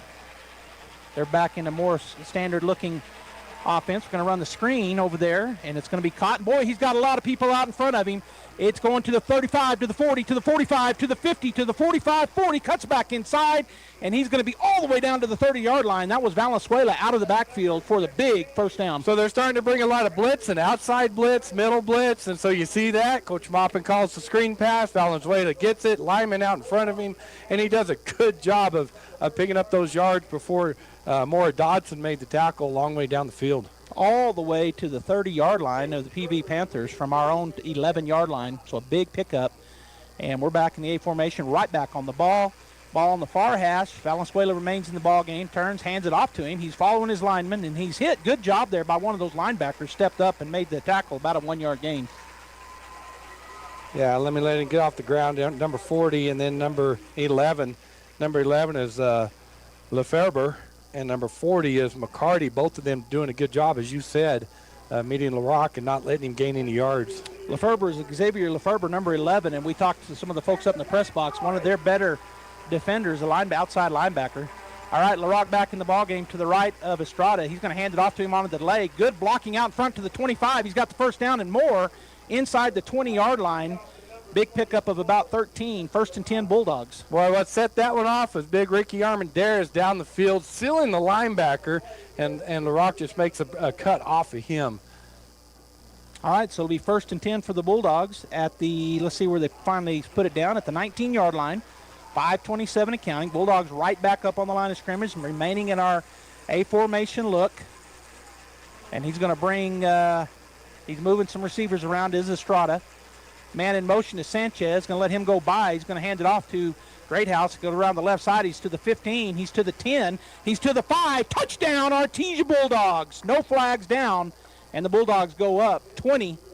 Aguiano, Gonzalez, Fisher. I mean, those guys out there in front of that offensive line doing a great job because that play took a long time to develop. So they were able to go out on that left sideline over there and just pick up some people. And Greathouse does a great job of letting them set up the blocks, and then he just breaks off of them. Second time we've seen that play this year, Robby. We've seen it 2 times in this game. Both times it went, the first time it went for about 30, that time for a touchdown. 20-7, 5:07 to go here in the first half. The Bulldogs line up at the swingy gate. They swing out of it. Estrada taking a look at Greathouse, waiting for his go-ahead. He'll look for the snap. It's back. The hold is good. The kick is up. It looked good from here. It was. So with 5:07 to go here in the first half, Artesia 21, Piedra Vista Panthers 7. Stay right here on KSVP Radio and KSVPTV.com as we're going to hear from H&R Block. We'll be right back. H&R Block of Artesia is proud to be a member of the community and a sponsor of Artesia Bulldog Sports. At H&R Block, tax time is all the time. They offer year-round assistance for personal or business needs. From simple tax questions to bookkeeping, payroll services, and more. You can trust the team at H&R Block to be there when you need them most. Stop by 502 West Texas Suite A in Artesia or call 746-3456 to schedule an appointment. H&R Block, proud to support Bulldog Sports. Se habla español. All right, there's 5:07 to go here in the first half. The Bulldog kickoff team now on the field as Parrish will put it on the X in the middle. 21-7, Artesia. We've had the ball 4 times. We turned it over on our third possession on the first play after we had gotten a turnover from Piedra Vista. But we scored on 3 out of our 4. And we also have a turnover from them. So we're even on the turnovers right now, 1-1. But the score 21-7 with 5:07 to go here in the first half. Just a tremendous crowd for both teams. Here's the kick. It's going to be a high floater in the middle field. Nobody's there to catch it. He finally does come up and make the catch. And that was a good job by Piedra Vista to come make that catch. They got the ball at their own 31. Yeah, he came flying up into the middle of the field, number 82, Schroeder, and barely caught that on his shoestrings before number 46 for the Bulldogs, Ethan Burton.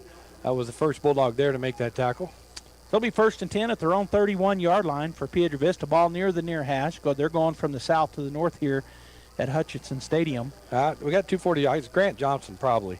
Yeah, Grant Johnson. That made that tackle. Yeah, all right, so they got the wide out and slot to the far side. Pair of running backs in the backfield with Howell. He fakes the handoff. He's looking to that side to throw. He's throwing it deep, perfectly covered by the Bulldogs, and so way overthrown, or it might have been picked. Trying to get it to V-Hill over there just on a long post route or deep post route. And a great job by Finley out there as he was behind the receiver with great coverage. So good job. And we talked about it a little bit off air. We're going to see if being up 21-7, what this does to the Panther offense if they feel the pressure to try to throw the ball more right now. Well, they came out and got that big completion on first down of the ball game, and then they actually threw a touchdown pass as well. So we know they can throw. They're more heavily run normally, but they come out in this with 2nd and 10 with the A formation look like the Bulldogs. Howell moves his running back to his right side, and the shotgun snap is back. Bulldogs are bringing hard pressure, and they've got him, Robby, for a sack in the backfield. Well, that's just tough because he's felt the pressure, so he tries to come up the middle, and Peyton Deans and number 55 for the Bulldogs, and I believe that's Fisher. It is. Boy, there was no doubt. They put a hit on him and drove him with that tackle. So a loss of 5 on the sack. It'll be 3rd down and 15 for Piedra Vista. The ball remains kind of split between the middle of the field and the near hash as Howell comes in off the sideline with the play. All right, so 3rd down and 15. They've got a slot and a wide out to the short side of the field, plus an X-back. Running back to the left of Howell in the shotgun. Takes the snap. He's going to roll this way to the short side. Bulldogs break through. He turns, throws against his body, out of bounds. It'll be a 4th down and 15, which should bring out the punting unit. So what the Bulldogs are doing in those obvious passing downs is they're rushing 3 down linemen, dropping 8 in coverage, and they only have 2, maybe 3 receivers going down the field. So they're able to zone coverage that and nowhere to go for Howell as he had to scramble out of the – he was rolling left anyway, but we put pressure on him, threw it away. All right, so the punting unit back on for Piedra Vista. They got the trips to the one side and the twins to the near side, and 5 linemen. The punter back there in the backfield. Bulldogs cover up each man. Back to receive at about the 27-yard line is Nick Sanchez. This punter has boomed it this time real high, not quite as deep. It's going to land at the 35 and take a Bulldog bounce and go backwards. So the Bulldogs with good field position at about the 42-yard line. 4:01 to go here in the first half. So this is an important sequence right here for the in the game, I believe. Bulldogs have held them 3 times now after that initial drive and score by the Panthers. And we held them again right now with 4 minutes left before the half. Bulldogs can score here, and they go up 28-7 at halftime. And we get the ball. Yeah, and that's crucial for the Panthers to hold the Bulldogs right now. Bulldogs are going to come out in trips to the near side, which is the wide side. The ball on the far hash. 1 receiver over there on the top. Running back to the left of Estrada in the backfield. He's in the shotgun looking this way. He's going to move him out, so we got an empty backfield. Slot and a wide out the far side. Estrada takes a snap. They rush 5. He's going to throw it. Quick throw. It's caught, and it's going. The ball comes out. And he gets back on it, I think. So he has to dive backwards. Instead of a pickup of 8, it's going to be a pickup of about 6. That's number 81 for the Bulldogs out there making that catch as he just ran a stop route, and that's Ethan Kahn. But as you said, good job by the defender to come up as he was trying to get more yards. He stripped that ball out of there. He did. He did the old tackle strip, and it ripped out of there. 2nd and 5 after the pickup of 5.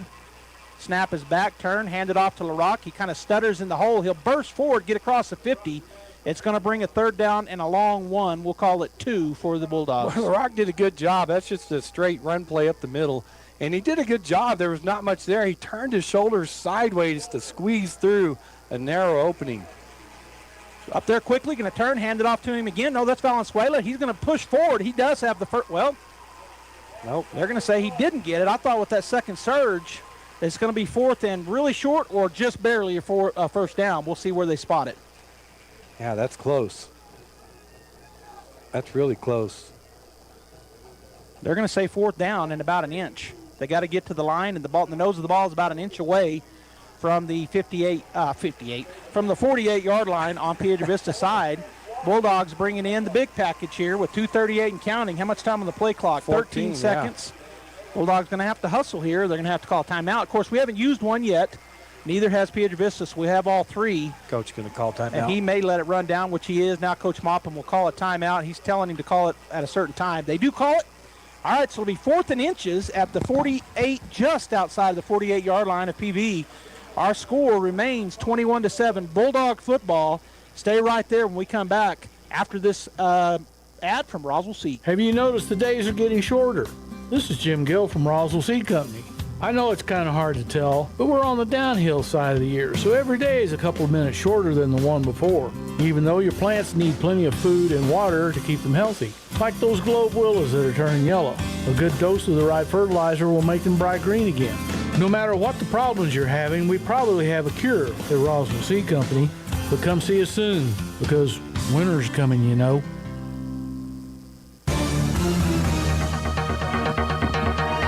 All right, welcome back here. The heavy package is coming onto the field. The PV fans chanting defense, trying to get a big stop here. As Robby said, I agree with him.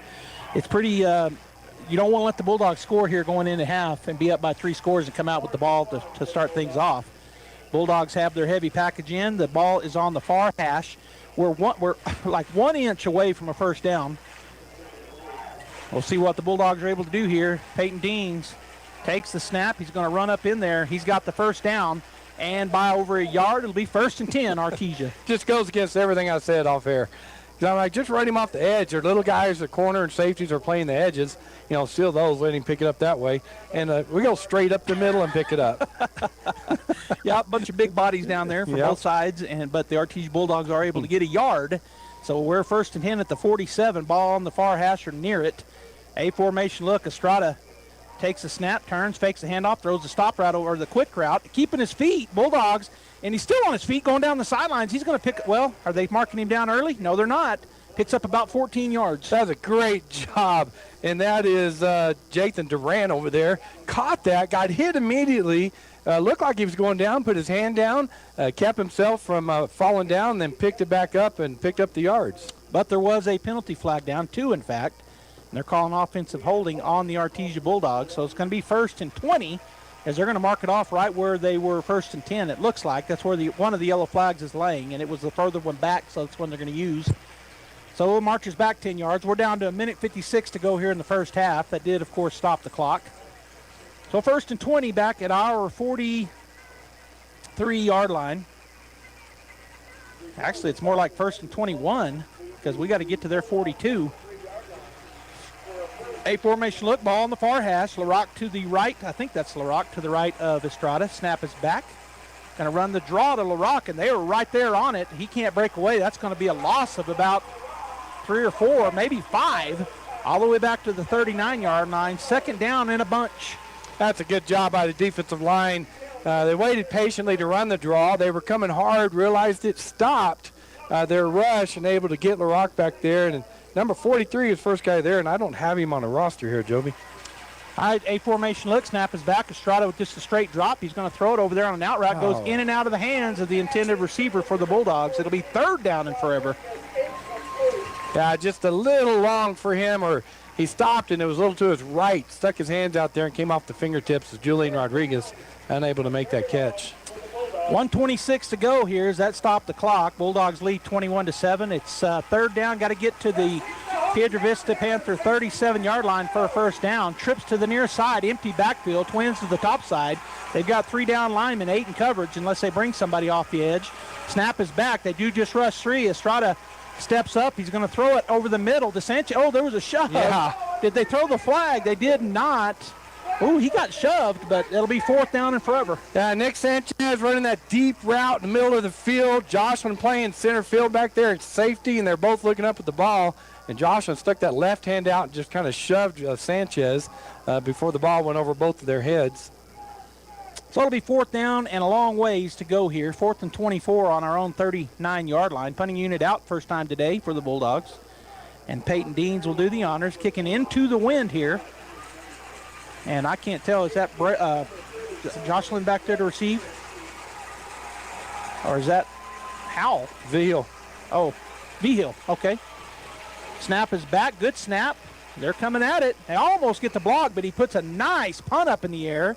It's going to hit the ground and bounce straight up almost, in a little bit of a Bulldog bounce as they down it at the 23-yard line of the Piedra Vista Panthers. Is that Peyton Deans or was that Seiss that kicked that? Oh, I thought it was Deans. Was it Seiss? No, it was Deans. Okay, Seiss was left back here, so I don't. Anyway, yeah, good punt by Peyton Deans. All right, so the Panthers have 1 minute and 10 seconds here to do something with the football as they get the ball back. 21-7 is the score. The Bulldogs do get the kick in the second half as PV won the toss and elected to receive. And so the Bulldogs get the ball to start the second half. So Panthers did what they needed to do. They stopped the Bulldog offense. They have an opportunity to go in and score before half. Yeah, we helped them with that hold. That was tough because we had picked up 15. All right, snap is back, going to turn and hand it off. Nowhere to go, but he will bull forward and pick up about 2 yards. Second down and 8. Yeah, Calderon making a good tackle that time on Ramstead just to give up the middle.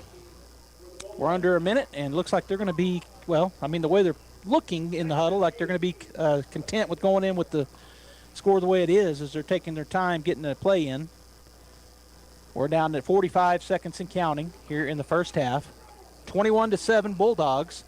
And again, we come out of the halftime break, we'll have the ball to start things off.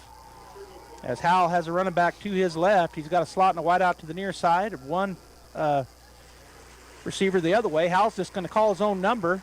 And the Bulldogs right there to knock him back. He picks up about 3. It'll be 3rd down and about 6. Chavez and Wesson doing a good job as that was a quarterback run all the way. And he just decided to cut it back against the grain, and both of them met him and drove him backwards about 4 yards. All right, so that's going to end the half. They were content. They're walking off the field as the clock time is still going down. We're down to 5 seconds and then down to 3. So at the half, the Artesia Bulldogs lead the Piedra Vista Panthers here in the 2022 state championship game, number 31 if Artesia can get it. 21-7 in favor of Artesia. We're going to take a one-timeout break. We'll come back and talk for a minute, and then we'll go to halftime. La Fonda Restaurant up next. Holy guacamole! The best guacamole in the Pecos Valley is at La Fonda Restaurant in Artesia. Holy guacamole! Everything is coming in fresh by the truckload. Avocados, green chilies, jalapenos, tomatoes, and onions. The makings of our signature salsa, golden fried chili rellenos, and of course our guacamole. Holy guacamole, what are you waiting for? La Fonda Restaurant, 210 West Main in Artesia, with plenty of parking off Highway 285. Holy guacamole. All right, football fans, thanks for tuning in here on KSVP Radio, AM 990, FM 93.7. We're on KSVPTV.com, audio only, as well as Facebook and YouTube channels, KSVP Radio.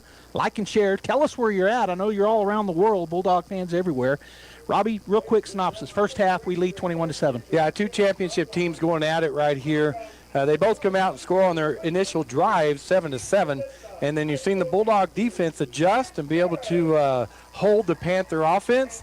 And the Artesia offense, they've slowed us down some, but we have scored 2 more times. So we'll see the adjustments at half that the teams make. But right now, Bulldogs playing good. Their defense playing really good as they've held the Panthers to 7 points. All right, we're going to go ahead and get the halftime show going here. We got the Fan of the Week and all of our great sponsors. Stay right here on KSVP Radio and KSVPTV.com. Go Bulldogs from Tate Branch Artesia. Tate Branch is proud supporters of the Artesia Bulldogs and wishes them well as they march towards state championships. And like the Bulldogs, the team at Tate Branch and Artesia works hard to make your next car or truck buying experience the best it can be. From their great selection of Dodge, Chrysler, Ram, and Jeep vehicles to the service department, even the used cars are the best. So good luck, Bulldogs. And when you're ready to buy a new or used car or truck, come see the team at Tate Branch Artesia. At Wilbanks Trucking Services of Artesia, we understand that every hour of every day is critical to your profitability and long-term success. Specializing in oil rig mobilization, crane and production services, Wilbanks Trucking Services operate full-service terminals in Artesia, Hobbs, and the Permian Basin. With our highly trained professionals, we can ensure that all projects, even the most complex, are performed smoothly and efficiently, providing a competitive advantage for our customers. For more information, please visit our website at www.wilbanks.us or call 575-746-6318 today. Devon Energy is proud to support Artesia High School athletic programs. By partnering with Artesia, we're making an investment in the long-term future of our community. Sports teach discipline, teamwork, and leadership, skills our youth will use to succeed for a lifetime. From our team to yours, Devon Energy wishes you good luck this season, both on the field and in the classroom. Go Bulldogs from Devon Energy. This is John. Hey, my name is John Jackson. He's not some actor. He's a steward of the land with a John Deere 3 Series tractor. John runs with us. Nothing runs like a Deere. Get a 3 Series tractor with 0% APR for 72 months at your John Deere dealer today. For additional cost information, please call toll-free 855-633-2316. Stop by Pecos Valley Equipment in Artesia or Roswell, or visit us online at pecosvalleyequipment.com. Through Presbyterian Medical Services, Artesia Family Health Center is your all-in-one provider for medical, dental, and behavioral health services. They have highly skilled professionals ready to treat your medical, dental, and behavioral health issues. Appointments are available via phone calls, video calls, and limited office visits to provide you a safe and easy way to take care of your health. Need a COVID test or vaccine? Artesia Family Health not only offers testing, but the Moderna COVID vaccine too. Call and learn more. 575-746-9848 or visit Artesia Family Health at 1105 Memorial Drive in Artesia. My name is Larry Dean. I'm the discipleship pastor here at Faith Baptist Church, and I'd like to invite you to something we call faith groups. Now, there are a ton of resources out there to help people better understand the Bible, but I believe the very best way to grasp the truths of Scripture is to get together with other adults on a regular basis to study the Bible. And that's what we do every Wednesday night here at Faith Baptist Church. So if you're not in a weekly Bible study, come join us this Wednesday at 6:15 for faith groups. Thanks, God bless, and go Bulldogs.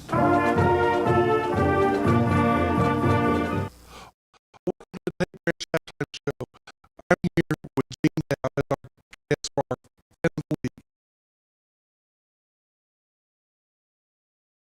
Welcome to the Take Branch Halftime Show.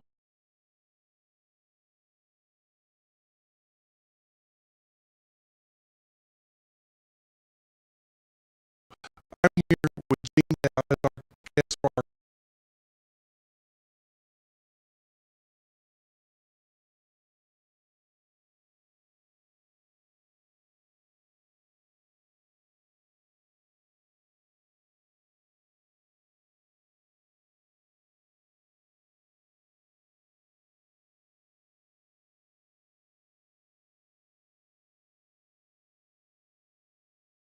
Welcome to the Take Branch Halftime Show.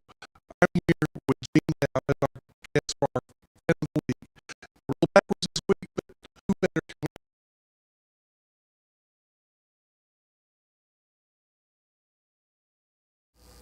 We drove out to New Mexico, drove around Artesia, and we saw the Bulldog Bowl. One team, one school. I said, we can do that. And you've done a fantastic job. Thank you. You've been a huge partner for our school systems and our sporting programs. You've broadcast who knows how many games over the years between football, baseball, basketball, volleyball, you name it. You've done it all. Done a great job. It's been exciting. You've had a lot of people you've worked with along the way. Tell us about some of the things you've done, some of the people you've worked with, some of the experiences maybe you've had? Well, I couldn't have done all of this without Jim Wilburn. I worked with Jim Wilburn for over 20 years. Jim did basketball, baseball, softball, football, and Jim and I drove to just about every corner of the state of New Mexico. And Jim had this way of asking questions in a way that made you mad. And I can't tell you how many times he made me so mad we'd miss a turnoff or we'd miss an exit. And, Jim, you got me so mad, and we had to turn around and go back. But we had great times. Tucumcari was a lot of fun to go do games from. We got kicked out of press boxes in Taos. I almost got into a fight in Silver City. Oh, my. Not with Jim. But we also worked with Danny Parker was on our crew. Dale Bohannon has been on our crew in the past. Jimmy Boyce was our statistician and did a fantastic job with that. Jimmy came back and he said he had designed a stat sheet back when he worked with Dave Button, and he wondered if we had any copies. And we went into the back, and apparently Dave Button believed in getting tons of whatever it was that you needed to have printed. And so we went back into the back supply closet and found about 10 years worth of Jimmy's stat sheets, all sitting there waiting for Jimmy to use. So we had a lot of fun working with Jimmy. I actually got to call play-by-play for 2 years. I was part of a state championship broadcast. I didn't win the state championship, but people seem to gloss over that. They forget that. And of course, we've been working with Joby and Robby for the last few years, and they've just done a fantastic job for us as well. They do an awesome job. Well, today we're playing state championship game. Our very own Artesia Bulldogs are playing the Piedra Vista Panthers. Right. It's exciting. Couldn't think of a better way to end our season with you as our fan of the week for our state championship game. Well, thank you. I did a little bit of math, Perry. This will be, let's see, we have been here in town, a part of the broadcast for 15 state championships for the Bulldogs. And so hopefully we'll get to enjoy celebrating number 16 since we've lived here, and of course 31 for the program. Right. Tell us how things have progressed as far as broadcasting these games from the time you came to now. Well, I think the biggest change has been the internet. Prior to the internet, we had to have phone lines. Your best friend was the guy from the phone company, because if that circuit didn't work, you had to be able to get a hold of him to get that phone line established. Now we've got the cell phones and the cellular data, so we're able to do broadcast quality, studio quality broadcasts from wherever, and then of course the video. Mike Phipps was a big proponent of the video so that any Bulldog fan anywhere in the country could watch their Bulldogs, and he made it possible for us to get into that and doing the video part of the broadcast. That's been a lot of fun, and we've had some great crew members over the years that have helped us with the video as well. But yeah, that's probably been the biggest thing. The internet has been the biggest change. Now a lot of people, they listen online as opposed to listening to the radio. Not only listen, now we get to watch it when we can't be there. It's That's exciting. right. It's exciting. Yeah.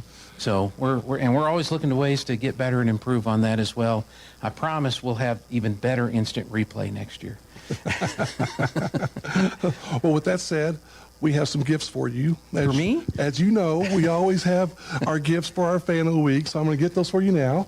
I thought maybe you'd run out by now. Never, sir. So as for being our fan of the week, we have a gift certificate from the Adobe Rose. Thanks to those folks to help us with that. And your mug from Tate Branch Dodge.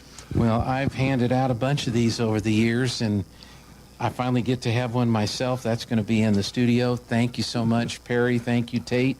I really appreciate the honor and look forward to continuing to cover the Bulldogs for the fans out there. Well, it's been our honor, too, and we're very thankful that you've had you on our team.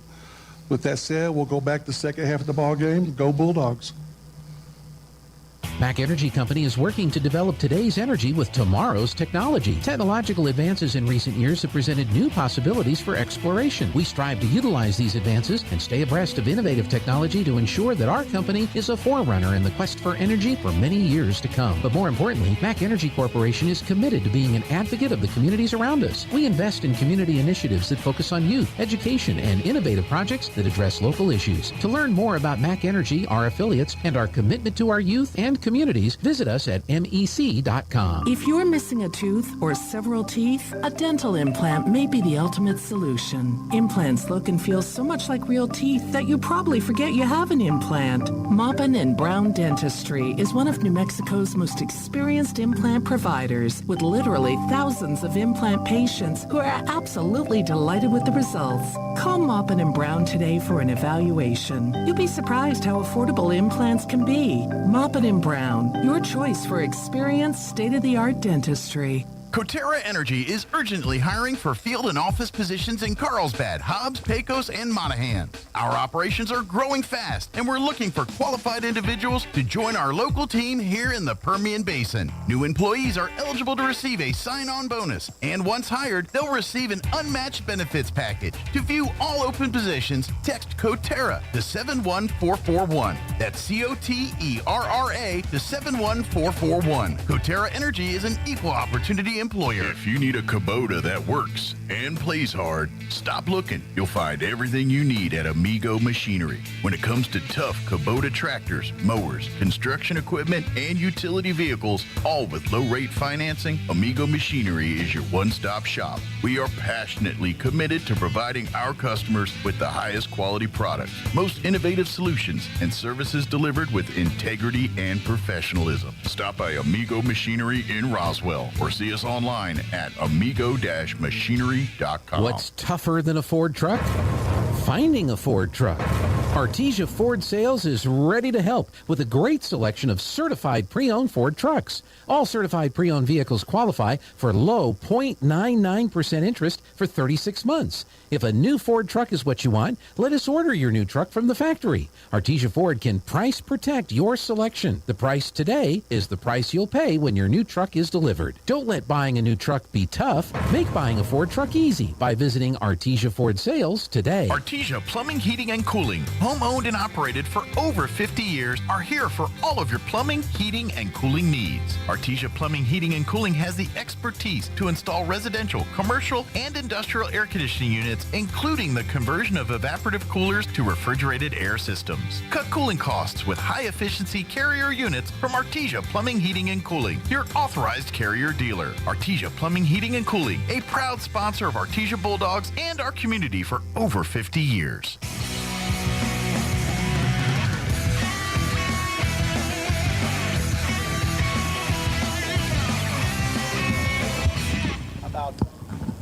All right, Bulldog fans, we're back here at the half at Hutchinson Stadium in Farmington, New Mexico, where the Artesia Bulldogs lead the Piedra Vista Panthers 21-7 at the half. There's about 1:25 on the clock and counting down. I think they'll probably put some time back on to let the kids warm up, Robby. But overall, a pretty good half for the Bulldogs. Not the best half we've had this year, but Piedra Vista has something to do with that. And so we are leading 21-7. That's where you want to be in the lead coming out of the halftime. Well, Piedra Vista has some great athletes out there, and, you know, football boils down to a game of one-on-ones. And the more of your team that wins that one-on-one battle, to an extent, overall, that team's going to be victorious or more successful. And so we're seeing a battle in the trenches right now between the Bulldogs and the Piedra Vista Panthers. And they're winning some of those battles, so they're slowing our offense down just a little bit, what we're accustomed to, which 21 points at half. Most people are okay with that, but that's not necessarily typical for us. But as you said, it's a championship game. They're really good. And so, you know, they're going to come out, try to make some adjustments as they come out right now, the Panthers do. And it'll be interesting, Joby, for me to see if they change up their defense. I don't think they can change up their defense at all, what they're trying to do with the Bulldogs. I think they're going to try to do some different things offensively. Well, you're right. It's yet to be seen, and I tend to agree with you because if they make some changes, it probably will go in our favor on the defensive side of things. The Bulldogs came onto the field. Piedra Vista coming through their victory line once again out of their big blow-up on the right side of us here in the press box. They come in. Their facility is over to the right, kind of like Artesia's Bulldog Bowl. The visiting team has locker rooms over on the left corner, so the Bulldogs came out from there and come out, go to the 50. Now Piedra Vista on the field as the teams will warm up, and they did put 3 minutes back on the clock. So let's talk a little bit more deep about that. What could you envision that they might do defensively to try to slow us down, if anything? Yeah, I think defensively, that's tough because they're running a 3 safety look at times, and then they're coming down with that 5-man front. They're bringing outside blitzes. They are changing it up quite a bit, so it's keeping the Bulldog offense on their toes, and a pre-snaps read by Estrada. And then they're doing a good job of, we haven't given up a long pass today, so they're doing a good job of taking away the long pass. We've tried a couple of them. They've been incomplete. So I don't know that I would change that much defensively for the Panthers. They're going to have to score. That's all there is to it. And so from the offensive standpoint, put yourself in their shoes. What do you do to come out here when you're a 70-30 normally? What are you going to do here to try to get back into this ballgame? Yeah, I think you go back to your what got you here to an extent, which is their power running game, but they're going to have to throw off of that more than they normally would, set us up for it. They need to spread our defense out. We're running a lot of that bear on running on their tendencies, right? Our run defense, bear defense against their run, and then we're backing into coverage on the obvious passing down. So they need to mix it up on us. They need to pass when we think they're going to run, and they need to run when we think we're going to pass. To me, that's the only way they're going to be successful. Well, they came out and started the ball game with a big, deep pass, got behind us. They came out with trips to one side and twins to the other and was able to get behind our defense. The defender caught up and tackled him, but was a great play by the Panthers. And then their touchdown, the one they've got on the board, was also a pass. So we know, and we knew all along how the quarterback has that ability. But as you said, their normal deal is a power run, and they really look a lot like Goddard with their leads and with their counters. And we've seen a lot of that this ball game. But their most successful drive was their first one, and they came out and just threw it deep on us. Of course, the Bulldogs can adjust to that now. They see that package again, that trips and empty backfield. We'll do something different than just probably what happened last time. But in any case, they're going to have to do something to mix it up and try to keep the Bulldogs from getting touchdowns. Yeah, and that's the tall order, right? They're going to have to shut down our offense and then score on our defense. And if they can do one of those, they're going to do really, really good. To do both of them, well, that'll earn them a state championship. That will. All right, so the Bulldog kickoff return team is on the field. We'll once again be going from the right to left, from the south to the north. That wind has picked back up here at Hutchinson Stadium, blowing out of the south and southwest, kind of a cross breeze across this field. Beautiful stadium here. We're up high above the home stands in a nice, really nice press box, and it's actually connected to the gymnasium. So directly behind Robby and I here in the press box is their gym, the high school gym for, I believe, Farmington High School, as this is the Hutchinson Field is over here at Farmington High. Piedra Vista High School is actually across town a little ways, but they share this beautiful facility due to the Scorpions and the Panthers. So the Bulldogs are on the field, ready to go here, and Coach Olive is coming out and talking to some of the players up on the front line, making some adjustments, as Piedra Vista was still in the huddle on the sidelines. Now they're out. And I think for the Bulldogs this half, they're going to make some adjustments offensively. How do we get the ball down the field in some of those catch them deep? I think that would be one of the conversations at half. And then also just minor adjustments on defense just to make sure that what happened before in that long pass doesn't happen again. They already corrected it on the sideline, but just really hammer that home so we don't get caught in that same package again. All right, so we are a little bit different look as Sanchez is up across with Deans and the other up back. It's going to be kicked a little squibber over to the right side. Bulldogs will pick that up at the 25-yard line. And I think that's Finley Rascon still on his feet, breaking tackles. He's to the 45-yard line before he's finally taken down. That's a good safety or quarterback for the Bulldogs who picked that ball up, and he broke about 4 or 5 tackles running that ball, going from left to right, just working his way up the field. That's a great job by Finley. Yeah, we haven't gotten to see him. I don't think we've seen him run back this year, and he did a good job picking that up. It was a squibber that kind of goes sideways and takes a funny bounces. He scooped it right up and ran down the field, picked up about 20 yards. 1st and 10 at the 45. Bulldogs in the A formation, ball on the far hash. Estrada takes a snap, turns, hands it off, nowhere to go, and that's going to be stuffed for a loss. We'll call it loss of 1.5. It'll be 2nd down and 11. The Panthers in that 3-2 defense, 3 defensive linemen, 2 linebackers, but the short side of the field, whoever's over that slot back, they're bringing him hard on an outside blitz, and that time he was able to get to the running back for the Bulldogs. All right, so the Bulldogs right back on the ball, 2nd down and a long, we'll just call it a short 12 after the loss. They're coming up on the line like they're going to bring something here. Snap is back, going to run the pitch to the other side. And that's Sanchez to the 45 to the 50 before he shoved out of bounds at about the 48-yard line of the Piedra Vista Panthers. Well, that's a good job by Jeremiah Gonzalez, number 53 for the Bulldogs.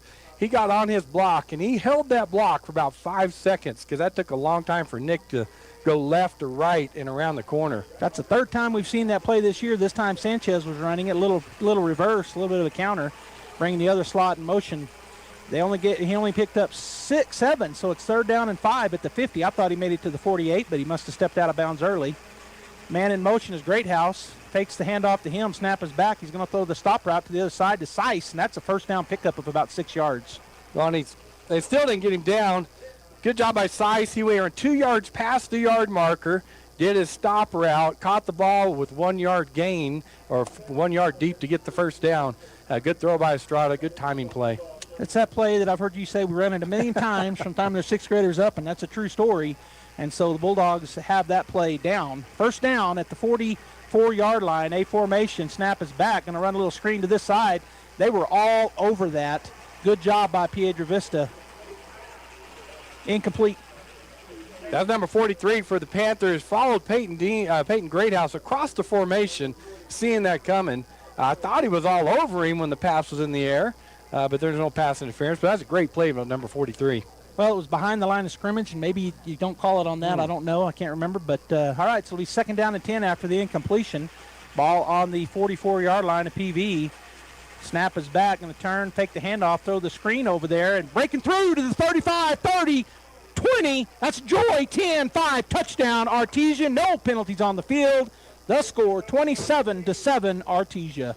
Great job by the center, Omar Salais, out there blocking in front, along with the Greathouse receiver out there. No one touched Joy. He caught that. Those two got their blocks, and he went in untouched for the Bulldog touchdown.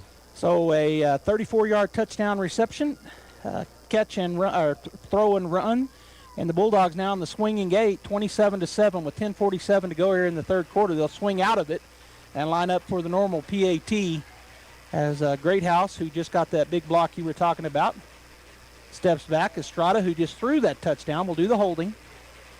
And Joy's out there as well, so those three still on the field. Snap was a little bit low, and it's blocked. So the PAT blocked as he had to scramble to get it up. It caused a little bit of a catch in the step, and it's blocked. So going into the next series, it's 10:47 to go in the 3rd quarter. Artesia leads 27-7. We'll be back. If a sports injury is keeping you from the physical activities you love, the sports medicine team at Artesia General Hospital can help. Their orthopedic specialists and physical therapists work closely with you throughout diagnosis and treatment. No matter the injury, from ACL injuries, golfers and tennis elbow to foot and ankle pain, they'll get you back in the game. Appointments are available in Artesia or Carlsbad. Request an appointment at artesiageneral.com/sports. Kickoff team on the field for the Bulldogs. The kickoff return for Piedra Vista as Parrish will line it up right on the X on the 40-yard line in the middle of the field. We've seen him kick it many different ways all year. He's continued that here in this ball game. We saw 2 over to the sideline. We saw 1 deep, really high right in the middle of the field, and then 1 deep that drove them back inside their own 2 and ended up getting him down there. We'll see where Parrish has been directed to go as he's an excellent directional kicker. Going to kick it to the right side again, and they're going to let it go out of bounds. So it will sail out of bounds. There's the penalty flag. They'll get the ball if they don't want us to kick again out at the 35. So let's go ahead and say this. We said that last week at Deming. Playing on Saturdays, that sun, when the Bulldogs are kicking this way, they're kicking right into the sun, and it caused problems in Demings. And that time you could see as Joshua was holding his hand up like an outfielder, trying to shield the sun and see the ball. Luckily for him, it went out of bounds. Yep, yeah. And, and that breeze helped it. He kicked it over to the sideline, but a good breeze behind him, and it did go out of bounds. All right, they come out in their double X formation with the tailback or fullback right behind Howell in under center. 1 receiver to the far side, ball in the near hash. He's going to hand it up right up the middle. And a good job there is he got a seam and picked up about 6 yards. It'll be 2nd down and 4. Yeah, they're going with what brought him here. Ramstead up the middle. Good dive play, just dive play by them before the number 13 for the Bulldogs, Ramirez, makes the tackle. It'll be 2nd and 4 at their own 41-yard line. 10:25 and counting here in the third quarter. The Bulldogs come out and do what they needed to do in their first series, which was score a touchdown. PAT did fail, but now they're going to go heavy this side. They got an X-back, 2 X-backs, plus a tight end and a receiver. They're going to turn and just run. That is a Goddard sweep. Bulldogs play it pretty well, but then he bursts forward and is able to pick up the first down, pick up of about 10. That's Ramstead again, and what is going on there? Ramstead doing a good job of waiting on his blocks. They sealed that corner, and he was able to get around there before Armendariz came up from a safety position and made that tackle. I don't know what happened there, do you? Well, they got a Bulldog and a Panther got tied up, and they flipped each other over after the play. And then the umpire was giving a good talking to the Bulldogs' defensive line. Wasn't talking to the Bulldog that was involved, but all right, back to their double X with a tight end, receiver to the far side, snap is back, turn it off. He's going to hold on to it, is the quarterback Howell, and he'll run forward for a pickup of about 4 yards. So it's a good job, just run up the middle by Howell and Ramirez and Molina and Wesson in on the tackle for the Bulldogs. 9:40 and counting here in the third quarter. 2nd down and 6 for the Panthers as Howell goes to the sideline, gets his play. Now he'll go back out into the huddle. So definitely taking some time off here with the Panthers, but the Bulldogs, can be kind of satisfied with that. In our favor. Yeah. All right, so again, they're going to go with their double X back. Now they're going to come over to the short side of the field with both X back to this side, plus a tight end, plus a receiver. He's going to turn and pitch it. He's going to drop back to throw. He's got a man deep, but it's going to be underthrown. Bulldogs are going to fight for it and almost get, they do pick it off. Oh, I thought he caught it off the ground. Number 13 for the Bulldogs. Finley Rascon was on the defender against the receiver that time, and I believe it was number 82 that was there for the Panthers, Duckett. And it was so long up in the air, both of them were standing there, and then they went up for it. Duckett come over Rascon to try to defend it. He kind of almost caught it, kicked it up in the air. Molina came flying across there and thought he picked it up off the turf, but they said no. So it'll just be 3rd down now, and they haven't moved the down marker yet, but I believe it's 3rd down. Yeah, 3rd down and 6 for the Panthers as they've got the ball at the Bulldog 48-yard line. Officials are huddled up. Yeah, they're still talking about it. I thought he caught it, Robbie. Yeah, I really did. I did too. And they're talking about that. They're going to say it's incomplete, I believe, but they did definitely talk about it. Mm-hmm. I mean, the back judge was right there. Right. Yeah, there were 2 officials there. Yeah. Pretty close. And so it's 3rd down and 6 for the Panthers. They haven't changed the yard marker over across the way, but it is 3rd down and 6 at the Bulldog 48-yard line. And the official goes over and tells him, hey, it's 3rd down. So they made sure it got changed. All right, so Howell will be in the shotgun. His running back is to his left. The A formation look for the Panthers. Bulldogs in a bring the blitz. They're going to throw a little screen, and Bulldogs there. It's going to be 4th down and about 2 as middle linebacker flies for the tackle. Try to get Ramstead out in open space out there, dump it to him in the screen, and Wesson comes flying across the field. That closing speed he has is really, really good. And it looked like he might get the first down, but he took him down immediately. All right, so it's 4th down and 2 at the Bulldog 44-yard line as the Panthers quarterback and number 82 will come from the sideline with the play. We're down to 8:35 and counting in the third quarter. 27-7 is our score. Ball on the far hash. They're going to come with a slot and a wide out to this side, plus an X-back off of the tackle. Howell in the shotgun with the running back to his left. Bulldogs showing blitz. They are going to bring it. He's going to have to throw it in a hurry. Bulldogs playing great defense back there, but he makes that catch. He shoved him down. He absolutely shoved him down. No offensive pass interference. Oh, my gosh. He knocked the defender down. Coaches over there are asking for it, but it's not going to be called. First down for Piedra Vista. Okay. We call it like we see it, folks. Hammond has perfect coverage in front of the receiver. The receiver takes both hands and shoves him to the ground, and then he stands there and catches the ball, and they call nothing. Yeah, that was a one that was pretty easy to call, but not called. So first down pickup at the 19-yard line for Piedra Vista. Back to their double X formation. They got a flex on the far side. Receiver, the quarterback pulls it out. He's able to pitch it away, and the Bulldogs will get him at about the 15-yard line, pickup of about 5. Well, that's a good play by Howe because he got hit. Plus a penalty coming in, and he was looking at the Bulldogs all the way, was the guy that throws the flag, the line judge on this side. I think it's going to be on us, unsportsmanlike.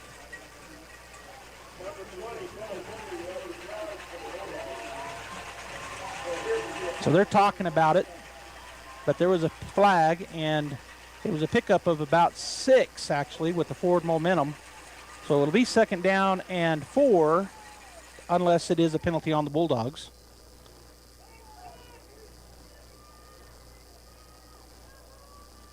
They're still talking about it, deciding what they're going to do here. It would be half the distance. It'll be a 1st down. And here's the white hat unsportsmanlike. Artesia.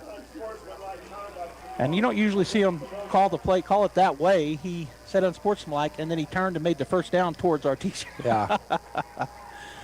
So they'll mark that off half the distance. It'll be 1st and goal at the 7-yard line, or at the 6, yeah, at the 7 for Piedra Vista.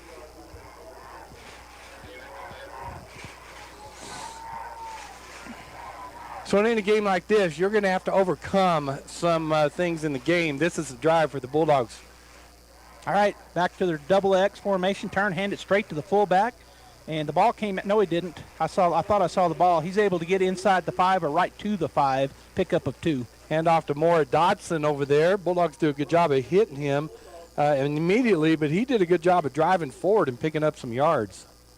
So a pickup of 2 on the extra effort. It'll be 2nd down and goal at the 5-yard line as number 7 comes in and gives Howell the play.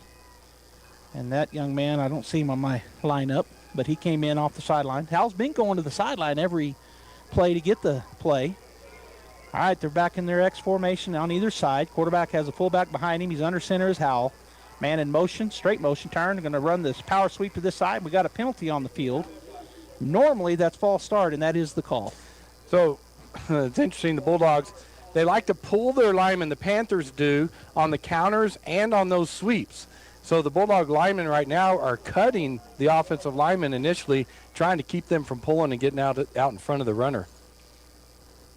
All right, it'll be 2nd and goal from the, marking it down right at the 9-yard line. So 2nd and goal from the 9 after the false start, or the illegal procedure penalty. I think it was a false start on this right side.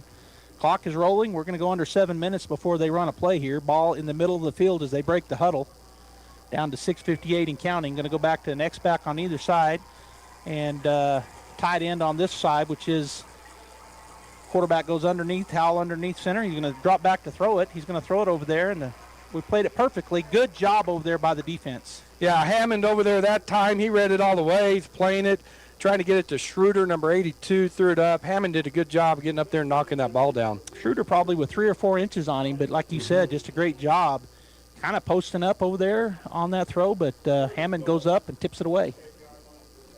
So 3rd and goal at the 9-yard line for Piedra Vista as they bring in a couple players plus the quarterback from the sideline. He'll bring the play in, ball in the middle of the field, and it's really closer to the 10 than it is the 9. It's kind of splitting the difference. They're going to go with a slot and a wide out on either side. Looks like the Bulldogs. The running back to the right of Howell in the shotgun. Snap is back. He is looking to throw to the right side. Looks back to the left side. Bulldogs play it perfectly, and it's broken up. It'll be 4th down. Riley Jarrett's right there. Just stayed home in a defensive end position on that right side, and they were trying to throw it out that direction, and he just caused havoc over there, and the ball just went, straight between everybody and hit the ground. So 4th and goal now at the 9-yard line. Piedra Vista looks like they're going to keep their offense on, which makes sense.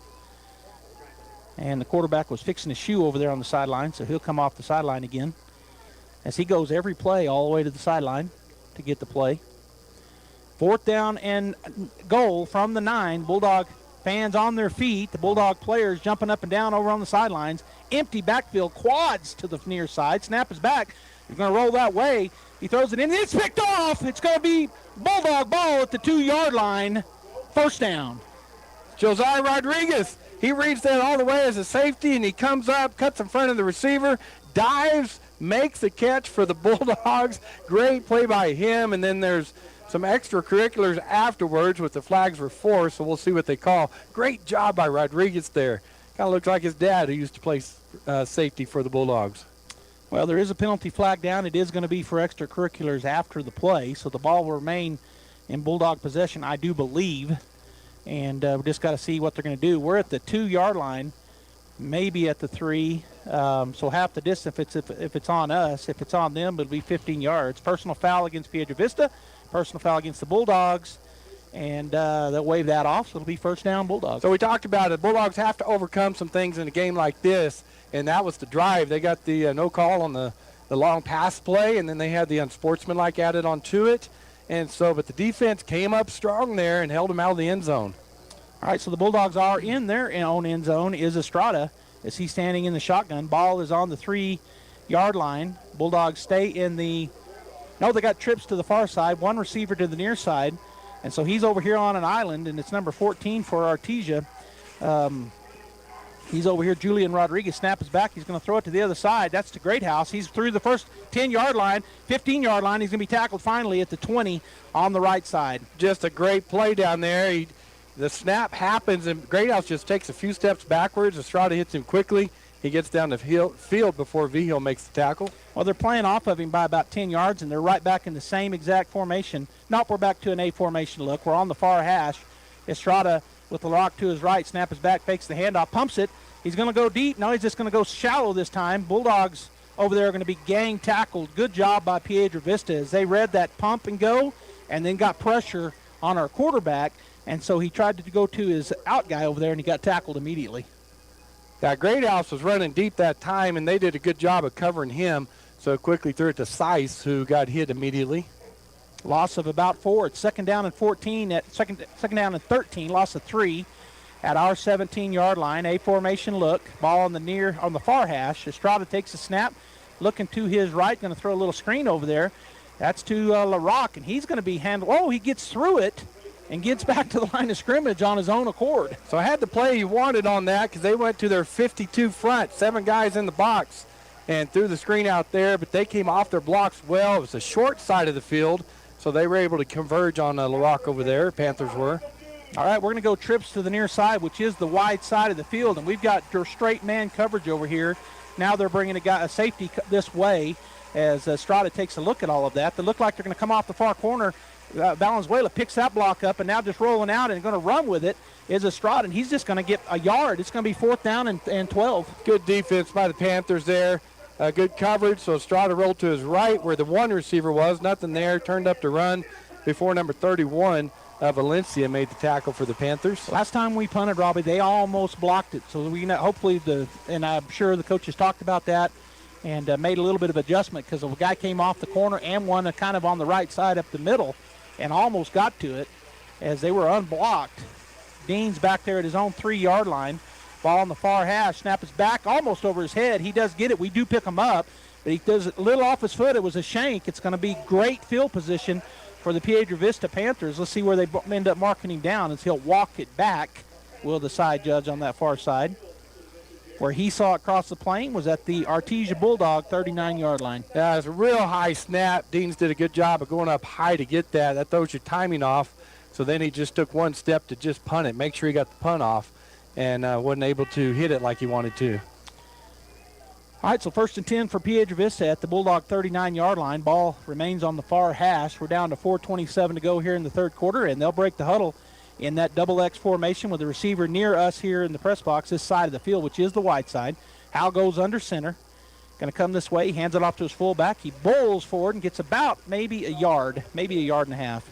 So just that straight give up the middle again. And I'd like to tell you who made the tackle, but it was 5 Bulldogs that were in on that tackle. Deans was there first, Calderon, Donaghy, but there was just a host of Bulldogs. So he did get 2 yards with the forward momentum. Maybe 2nd and 8 for the Panthers. Ball near the middle of the field now. It's moved a little bit to their right. They'll stay in that double X formation with a tight end on this side and a receiver on this side.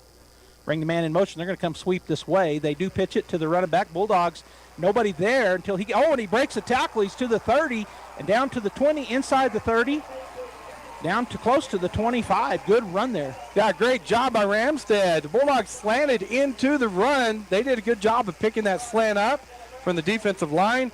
Ramstead gets hit twice, but the Bulldogs didn't wrap him up, so he spun out of the tackle and went on down the field, pick up the first down. Got 10 yards on the dot. It's 1st and 10 at the Bulldog 25-yard line. 3:44 up. He got out of bounds, so the clock did stop. 3:45, same formation. X-men either side going to turn, hand it off right up the middle, and he's got about 7 yards straight up the middle. So you see a little momentum here with the Panthers. They're getting a little adrenaline going here. They stopped the Bulldogs. Now the offense is coming back as Peyton Deans is not getting up right now. Ramirez made the tackle for the Bulldogs that time on Ramstead. Peyton is up under his own accord, but they'd already called timeout, so coming in for him looks like is Johnson. Riley Jarrett. Oh, was it Riley Jarrett that came in? Mm-hmm. Okay, so I saw the 4, and I thought, anyway. All right, so they break the huddle 2nd down and 2 after the pickup of 8 on the straight dive. 3:19 and counting. They got that on the wide side to have 2 X-men over there, plus the receiver, plus the tight end, so it looks like a sweep that way. He's going to fake it and come back this way with it. Bulldogs stay home, and he's still trying to move forward, but the Bulldogs will drag him down. They're going to be just short of the 1st down. It'll be 3rd down and 1. That's a good job by the Bulldogs there. That nose guard for the Bulldogs, he's going over sometimes, which is on the strong side, and he'll line up under sometimes on the weak side. They felt a counter coming that time, lined him up under on the weak side, and that's the side they tried to go through to, and there was nothing there. So they put it just inside the 21-yard line, so about a football length here for the 1st down, 3rd and very short. Ball on the near hash. They'll come back out in their tight formation with the tight end to this side. Actually, they got they got tight end on the other side with that X-back. Hal looks back to the sideline, want to make sure the play. And now he's going to start to walk this way. Now go back under center. 3, 2, they get it off. Going to pitch it that way. Bulldogs play it pretty good, but he's able to get the 1st down. He picks up about a yard. That's a good job getting outside there, and there's a lot of extracurricular going on again. Molina, Wesson on the tackle of the Panther that time. Was that Ramstead? I'm not sure. No, it was number 15, I think, for them, which is Schwartz.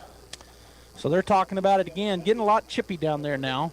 And it's after the plays. Yeah, a lot of extracurricular after the plays. Both teams getting tangled up and shoving each other.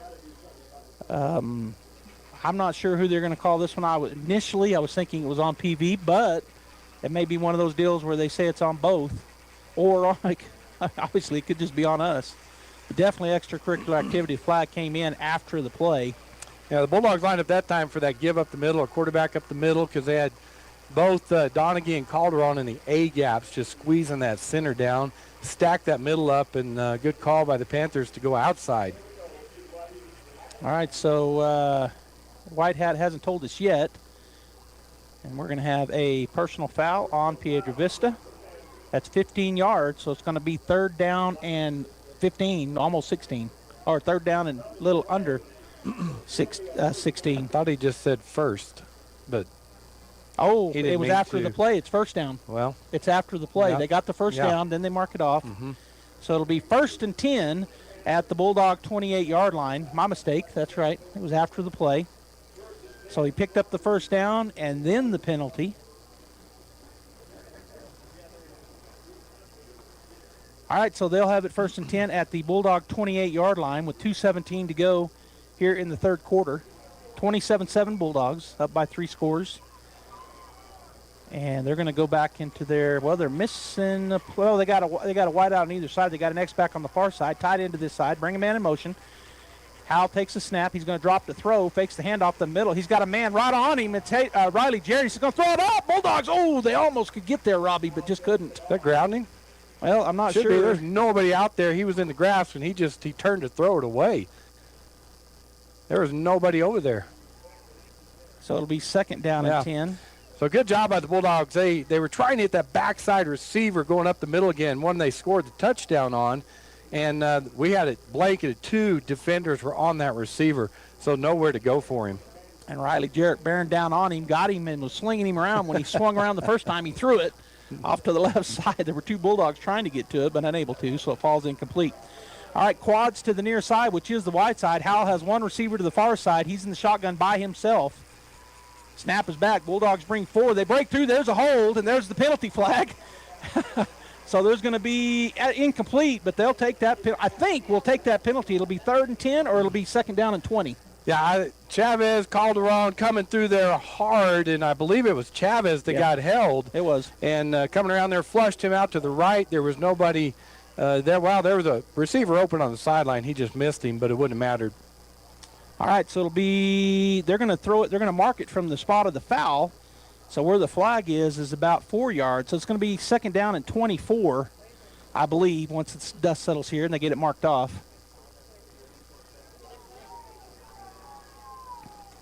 all the way back to the Bulldog 42-yard line. Got to get to the Bulldog 18-yard line for a first down. It remains second down, but a long ways to go now out at the Bulldog 42. Quads again to this near side. That'll leave Howell in the backfield by himself. He's got a receiver to the far side. Empty backfield. 3 guys up on the line this time for the Bulldogs instead of 4. Snap is back. They will rush 3. One breaks through. Chasing Howell. He's going to throw it. It's going to be caught. He's going to get inside the 30-yard line before he's taken down. Pickup of about 14, maybe 15. It'll be 3rd and 11. Good job by Howell as he was being chased down by Riley Jarrett. He was eventually brought down by him, but he got the ball off to Mitchell. Good job catch by him. Wesson comes along for the Bulldogs and makes the tackle out of bounds. Well, it's actually going to be gets all the way back to the original first down, so it's 3rd down and 10, and the near side is the short side of the field, and they're going to flood the zone again with quads over here. Again, Howell in the backfield by himself, one receiver to the far side.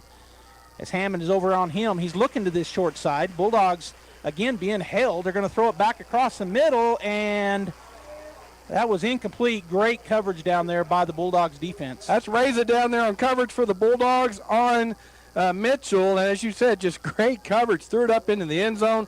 Reza able to get a hand in there and knock that ball away. Easily could have been called holding back here as Jarrett had 2 guys dragging him down, but not called. It'll be 4th down and 10 at the Bulldog 28-yard line.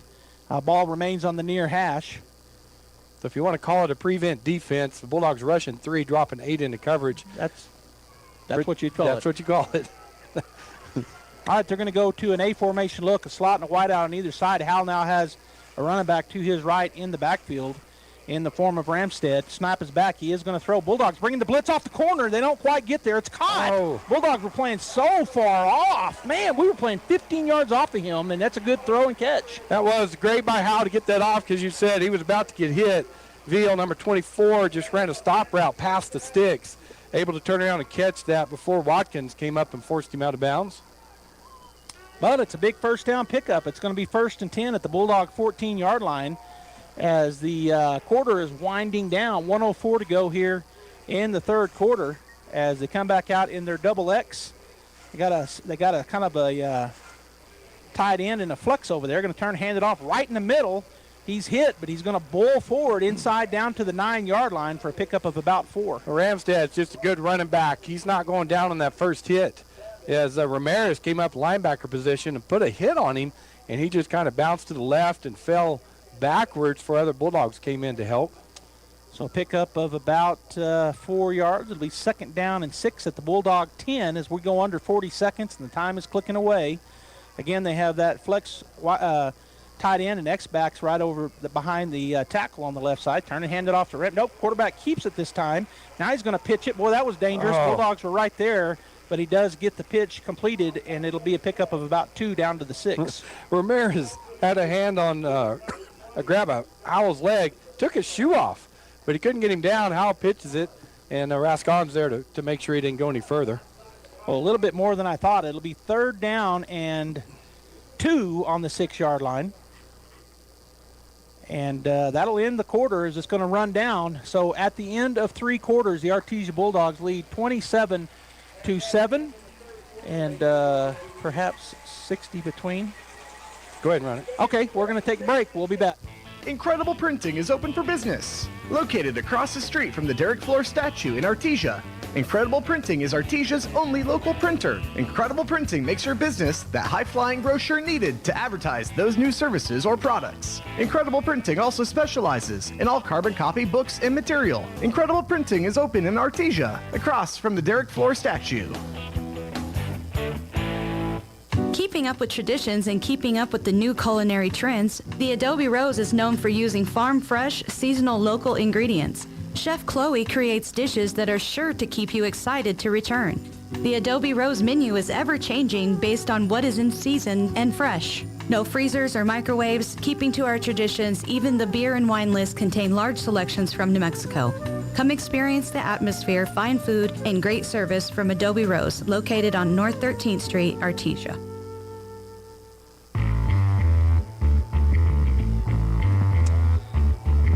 All right, 3rd down and 2 at the Bulldog 11-yard line for the Piedra Vista Panthers as they come off the sideline. Bulldog defense out there. They're to go back to that double X formation with the running back, Ramstead, behind the quarterback, Hal, who goes under center. 3rd down and 2 at the 6 on the far hash. Snap is back. Turn. They're going to run a sweep this way. And he goes, flattens out. He's going to get the first down, and he's inside the 5-yard line before he finally tackled at about the 3. That's number 23 again. I don't have his name. Did a good job of coming down the line of scrimmage on that motion sweep to the left side. Bulldogs had 7 guys on the line of scrimmage. He was able to get outside of them. Hammond comes up and makes the tackle. 1st and goal at the Bulldog 3-yard line as they will come back out, ball in the near hash, and they're now going from the south to the north. Howell goes under center with Ramstead in the back behind him, turns, hands it off to Ramstead. He will get in. He does, I think. Well, they haven't thrown their hands up. And then finally pushes in. That ball, there was just a big pile there for like 4 straight seconds. And they didn't blow the whistle. They let it play out, and he gets in. So Ramstead, that's a good job. That's a dive up the middle saying get the ball in the end zone. He got hit by 2 Bulldogs, and they were stood him up, and he kept driving the feet backwards and kept driving until the whole pile fell into the end zone. So good job by him. All right, so 27-13 now our score with 11:27 to go here in the ball game as they have their PAT unit out. Snap is back, hold is down. The Bulldogs were off sides unless they, why did he blow the kick was good. I don't think they needed to blow the on and off sides. Well, Reza came across early from the outside, so he had an advantage to go block it. Maybe so. That may be unabated. Yep. What they call unabated to the quarterback, but so they'll move it forward up to about the 1.5, and they'll re-kick. Will the Panthers? Number 16, their kicker. It feels weird looking this way, Joby, because we've been on that side of the field the whole game on the right side. Seems like it, yeah. I agree with you. All right, here is the second attempt. Here it goes. Kick is up, nice and high, and it is good. So with 11:27 to go in the ball game, 27-14 RT. It's important to know local folks you can trust. People who'll be there for you when you need it most. Cisco Equipment in Artesia, serving southeast New Mexico since 1978 and new locations throughout Texas, is the leader in equipment rentals, sales, and service. Whether it's an excavator, backhoe, or wheel loader for the pipeline, or a reach fork or man lift for the construction site, Cisco Equipment has the dirt and aerial equipment to get the job done. Call the team at Cisco Equipment today, 748-1314, serving all of southeast New Mexico and throughout Texas. All right, Piedra Vista fans and Artesia Bulldog fans, the Artesia Bulldogs lead the Panthers 27-14. The PB comes out in that quarter, Robby. They get the ball twice, one of which they score a touchdown. The Bulldogs only get the ball one time. They're unable to score, and so back within 2 scores are the Panthers. Yeah, that was Bulldogs come out after half and go down the score, and then, well, that was a slugfest there. Back and forth, both defenses showing up, and then finally the PV offense goes down the field. But I tell you, they did exactly what we thought they had to do. They had to pass the ball to move that down the field in that quads formation. So it'll be interesting to see if they come next time they get the ball, if they come out in that. Do you think they're going to onside here? I would think so, but I don't know. And I thank you for correcting me. I forgot that we scored so quick right after I was thinking we only had the ball once. We had it twice, but they had it a long time. Mm-hmm. And we did score once, and they scored once in the quarter, so it was matching touchdowns for both teams. Here's the kick. It is a little grounder. It's a good kick, but it takes a good bounce for the Bulldogs. Catching it back there is Finley Rascone, and he makes some guys miss, and then he's finally taken down at about the 39-yard line. Finley does a good job of fielding that ball, just bouncing all over the place and cutting towards the middle. Number 16, Frost, comes and makes a good open field tackle on him. Yeah, he hit him and took him straight to the ground, and that's what you like to see from a tackling standpoint. Well, and Frost is the kicker. Yeah. He's getting a lot of high fives on the sideline. Yeah. All right, so it'll be 1st and 10 for the Artesia Bulldogs at their own 39-yard line. A formation look once again as Estrada in the shotgun, and I can't tell who's beside him. If it's, I think it's LaRock, but I'm not 100%. It's Valenzuela. In motion goes Greathouse. He takes a little pitch. He gets outside the guys over there, and he breaks some tackles, and then finally knocked out of bounds at about the 45, maybe the 46-yard line. So just trying to stretch that defense out. The Bulldogs giving that sweep play basically to Greathouse. Gets it out there, heads up the sideline. Maura Dodson comes for the Panthers and makes the tackle. So pick up a 6. It'll be 2nd down and 4 for the Bulldogs at their own 45-yard line. 11:02 to go in the ball game. A formation ball on the far hash. Snap is back, turn, hand it off. LaRock picks his way through. It looks like he might get 2 yards. It'll be 3rd down for the Bulldogs. Well, it just hadn't been much all day up the middle for the Bulldogs, as the 3-2 defense and bringing a linebacker every time is just kind of confusing the offensive line. So it will be 3rd down, and actually didn't get toward momentum I thought he did. It'll be 3rd down and a short 2. A long 2. We'll call it 3. A formation ball on the far hash, and they're offsides. Good job there by the Bulldogs. He drew him offsides. 1st down, Artesia. That's the nose guard, number 31, Wood. Tried to go and anticipate that count. Good job by Estrada. Easy 1st down. All right, so it'll be 1st and 10 for the Bulldogs at the Piedra Vista 48-yard line. Ball remains on the far hash. A formation look, a slot and a wide out on either side. Man, Greathouse has a lot of room to run here. He looks the other side, though, throws the quick stop over there, little screen, and catching that ball and getting about 3 yards is the Artesia Bulldogs. Yeah, that's Jathan Duran over there. Again, short side of the field. You got Sice over here, basically one-on-one with his, and Greathouse with his defender, and going to that short side to Duran. Ended up only getting him 1 yard. I thought he got 2, so he must have stepped out of bounds. It'll be 2nd and 9 at the 46-yard line. Snap is back, going to turn, hand it off to LaRock. Nowhere to go, although he battles forward for 2. Actually, he got 2. It'll be 3rd down and 7 for the Bulldogs. Again, having a hard time against that 3-2 front. The Panther defensive line and linebackers are doing a good job of holding the Bulldog run game to almost nil today. We go under 10 minutes here in the 4th quarter. A formation look. Ball remains on the far hash. LaRock, and now I don't know what happened there, but nothing. As Estrada fakes the handoff and looked like it was designed for him to run. He's hitting the backfield for a 4-yard loss. Yeah, I agree with you. I mean, he acted like he was going to hand it to Valenzuela and then immediately started up to run up the middle of the field, but that defensive line, again, for the Panthers was right there. Bulldogs offense stays on the field. It's 4th and 10 after the loss of 3.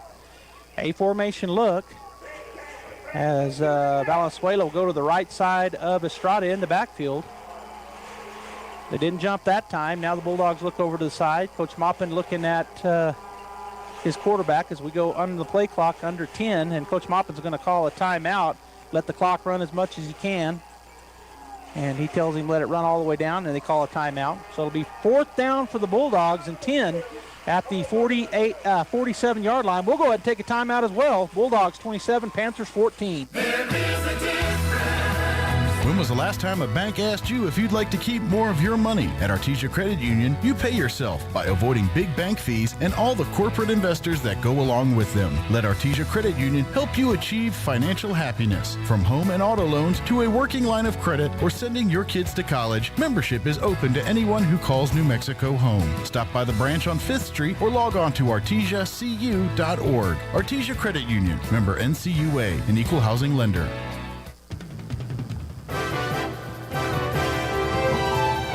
Okay, we're back here as the Bulldogs take a timeout. 9:04 to go here in the 4th and final quarter, barring a tie. 27-14 Artesia over the Piedra Vista Panthers, who have not left their huddle yet on the sideline. Bulldogs come out on the field in their offense. They got the A formation look. They got it inverted, or nope, they're going to go back. So just a normal A formation look. The wide side is near us. We have Sice down here in man to coverage and Greathouse in man coverage as Estrada takes a look over the defense. Snap is back. He's looking. He's got Greathouse over the middle. He's shoved. There's the flag. Thank you. 1st down, Bulldogs on the penalty, and he was shoved from behind well before the ball got there. Yeah, great throw by Estrada over the middle to Greathouse. He had a couple of steps on his defender, Jocelyn, and Jocelyn just shoved him in the back before the ball got there. And Greathouse went down to the ground, so easy call. Yeah. Fans didn't like it, but it was an easy call.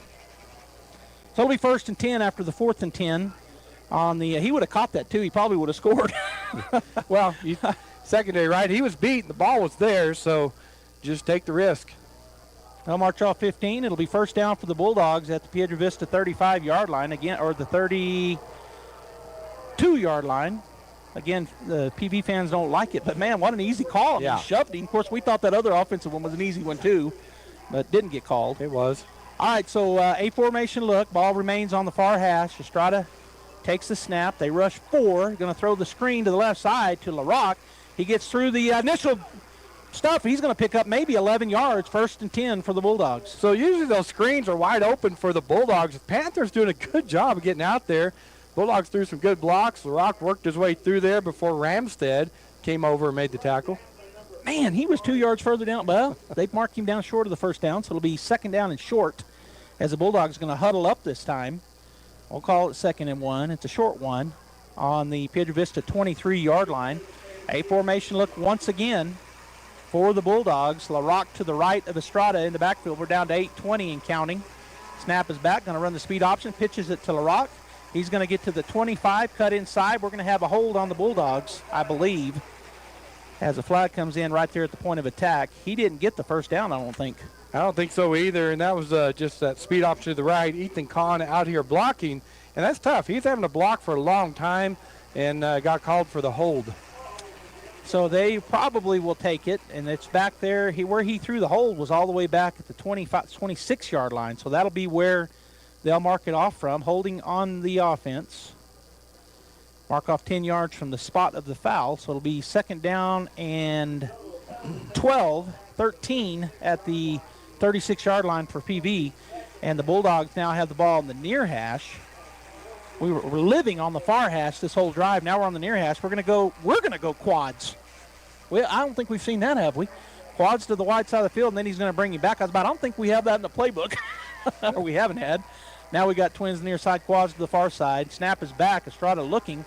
He's just going to run with it. He's going to get by the first wave, and then he slides down at about the 31-yard line, picks up about 6. So just for you listening, Fierro went down early in the game with looked like an ankle or knee, and now Greathouse is over there as he got hurt on that pass interference call, and he's kind of limping around the sideline right now, so we don't have Greathouse in there either. 3rd down and 9 from PV's 32-yard line, between 32 and 33. A formation look. Snap is back. Good pick up there. It's going to be caught over there. Bulldogs are just shy of the first down. Let's see where he gives him forward momentum. Oh, my gosh. That wasn't a very good spot for the Bulldogs. It's going to be 4th and 2. Julian Rodriguez over there. Stop route for the Bulldogs. Good throw by Estrada. Mitchell comes up and keeps him from getting the first down. And the Bulldogs look like they're bringing out the heavy package here. And they are. It'll be 4th and 2 at the Panther 24-yard line. 7 minutes and counting as the Bulldogs holding on to the ball a long time here with a 13-point lead. 27-14 is our score. And coming into the huddle, Peyton Deans, the quarterback in the heavy package. Big play here. Line up. Snap is back. He's going to come to the right side. He does go to the outside edge. Cuts up inside, and he didn't get it. He did not get the first down. And so it'll be a turnover on downs. Piedra Vista with the momentum with 6:33 to go here in the fourth quarter, down 27-14. Number 11 for the Panthers, LaFerber, did a great job of flowing from his linebacker position. And when he met Peyton Deans, he held on to him. Deans trying to drive forward, but not able to. So good job by number 11 for the Panthers. So it'll be first and 10 at their own 25-yard line with 6:33 to go here in the ball game. And they'll come out with a slot and a wide out to the wide side of the field, which is across from us here in the press box. Again, Piedra Vista with the wind to their back here in the fourth quarter. And Howell, the quarterback, waits for the white hat to give the go-ahead. He has Ragland to his left in the backfield. Or Ramstead, fakes it. He's going to keep it himself and just run up into the middle and pick up about 5 yards. That's that counter play. They pull the backside guard and tackle. Come to the left. They turn up into the hole. He follows them. Good job by Riley Jarrett to come from behind and make the tackle. So second down and 5 at their own 30. 6:12 and counting to go here in the ball game as they huddle up. And now break the huddle. The ball remains on the near hash. We're going to have the same offensive set. Howell in the backfield with Ramstead to his right this time. A wide out and a slot to the far side. He's going to look to throw. Pump fakes it. Bulldogs are there. That's going to be a tackle. They meet in the middle, and that was where Howell was standing. Exactly. He tried to pump fake it and took a long time. Molina comes on a blitz from his linebacker position. First one there, and then Jarrett comes in and helps make that tackle. Loss of 8. It'll be 3rd down and 13 for Piedra Vista. And did they call a timeout? I saw the. Yeah, they're. So the clock, it is running. Okay, clock is running. We're down to 5:30 and counting. They're going to go quads to the far side, which is the wide side. Howell in the backfield by himself. One receiver to the near side. Bulldogs line up 4 to rush. They're going to bring a man off the corner. He's going to have to roll away from that, and he's barely going to get it away. It's going to be incomplete, as he could not get away from our pressure. Boy, Riley Jarrett and Finley Rascon, Calderon, all back there in his face. He did not have time to even set his feet. So it'll be 4th and 13, as looks like they'll bring out their punting team at their own 24-yard line. Yeah, let me give the coaches credit here real quick. Finley is playing the left corner, and they had trips on that side. Quads. He walked all the way in from his corner position and came on a corner blitz. All right, so they come back out with their wide open. They've got the trips on the far side and twins the near side, but he is going to punt it. Nice high punt by the punter. Bulldogs just need to get away from it, which they do, and that'll be caught at about the Bulldog 30-yard line.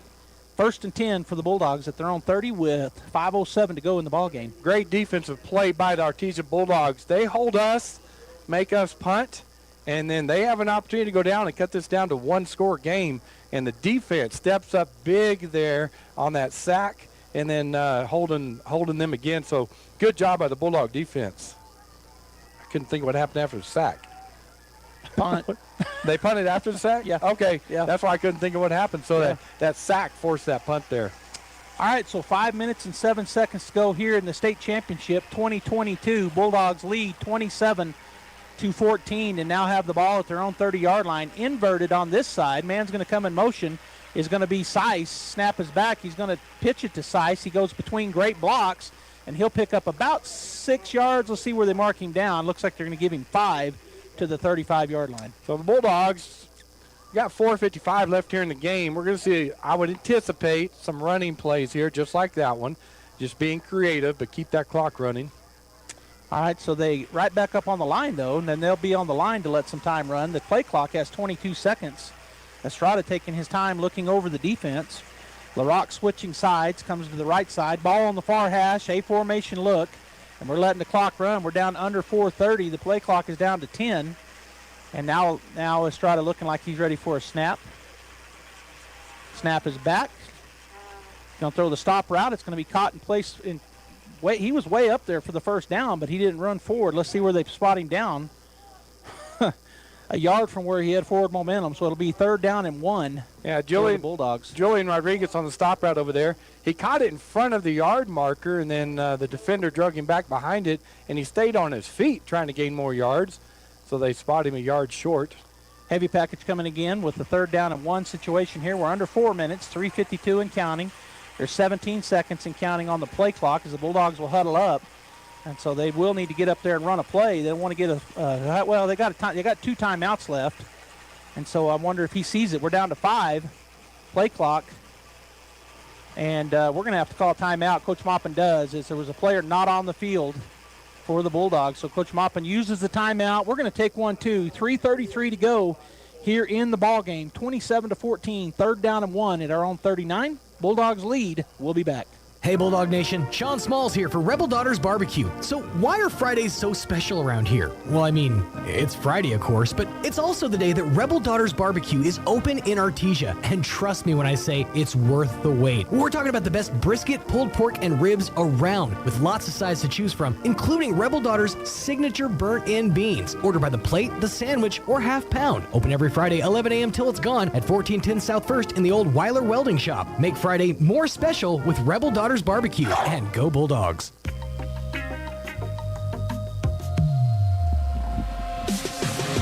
Quite a big 3rd down here for the Bulldogs and for the Panthers. Both teams wanting to win this battle in the trenches. The heavy formation out there for the Bulldogs. It's on the far hash, and we've got 1 yard to pick up as Peyton Dean's the quarterback.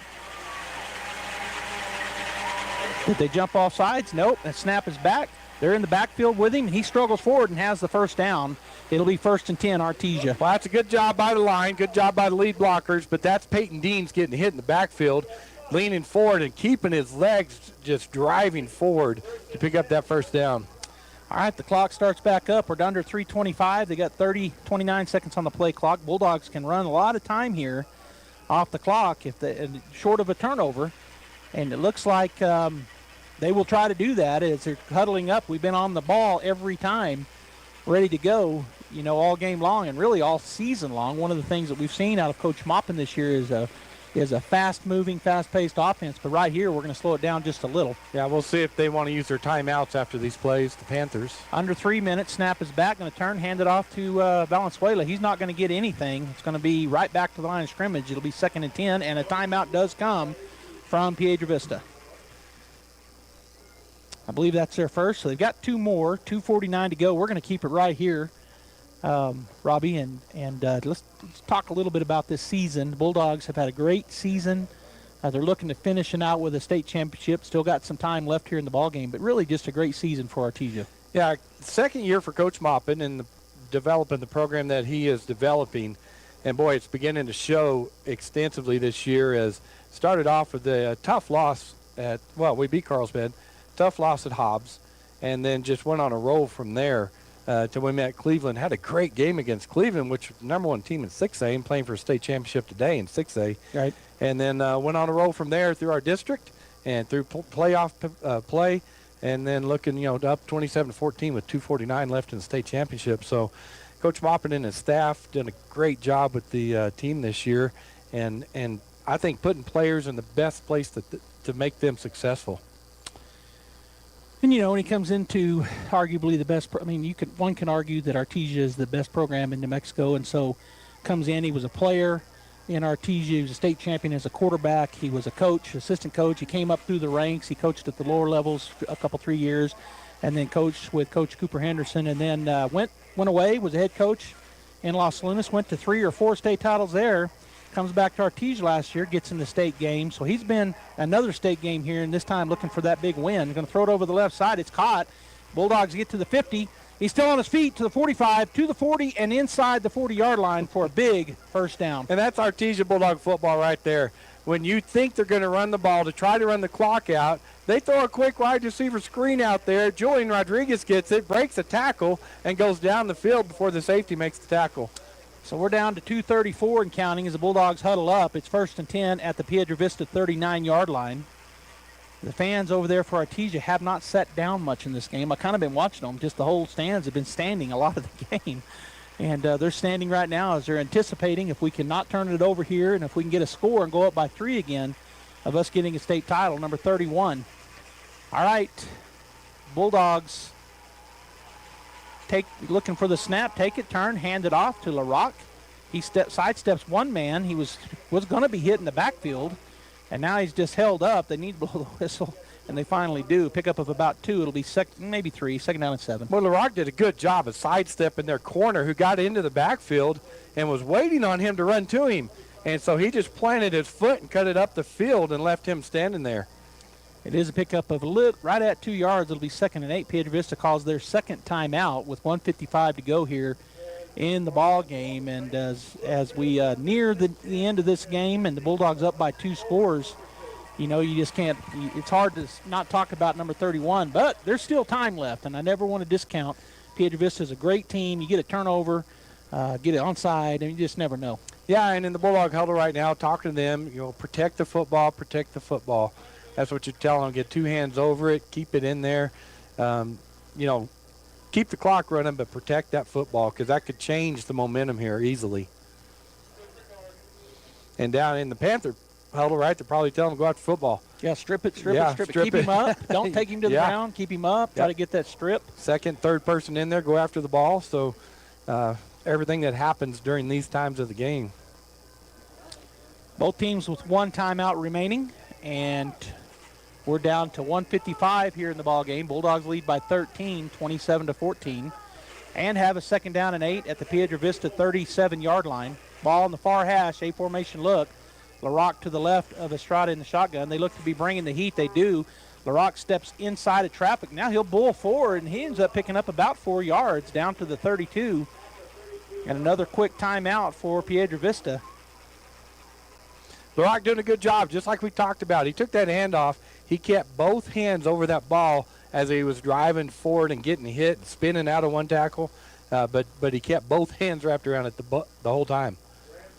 And he didn't get quite what I thought he did, so it'll be 3rd down and 4 at the Piedra Vista 33-yard line when they come out of this timeout. And that was the final timeout for Piedra Vista. We're down to 1:49 to go here in the ballgame. If the Bulldogs can get a first down here on this possession, that will, barring again a fumble somehow, that will end the ballgame because there won't be any timeouts left. So, I mean, Bulldogs in 2-down territory here. Right. And so they need to, even if they don't get it on 3rd down, get it on the 4th down. They could pick it up that way, which would just take away more time on the clock if they don't get it this time. I think we mentioned it, but the Bulldog fan base showed up strong here. I know we mentioned that. We have our cheerleaders here. We have our band here. Piedra Vista also with all the above, and they've got a great crowd here as well. And they're still here. It's not like they're leaving.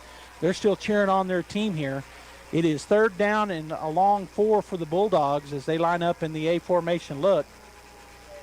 1:49 to go. LaRock to the right of Estrada turns, hands it off to LaRock. He's hitting the backfield. Fulls forward for, looks like he got 1 yard. So it'll be 4th down and 3, but they're just going to let time run here, will the Bulldogs, as they can get it under they'll be right at a minute before they have to snap it.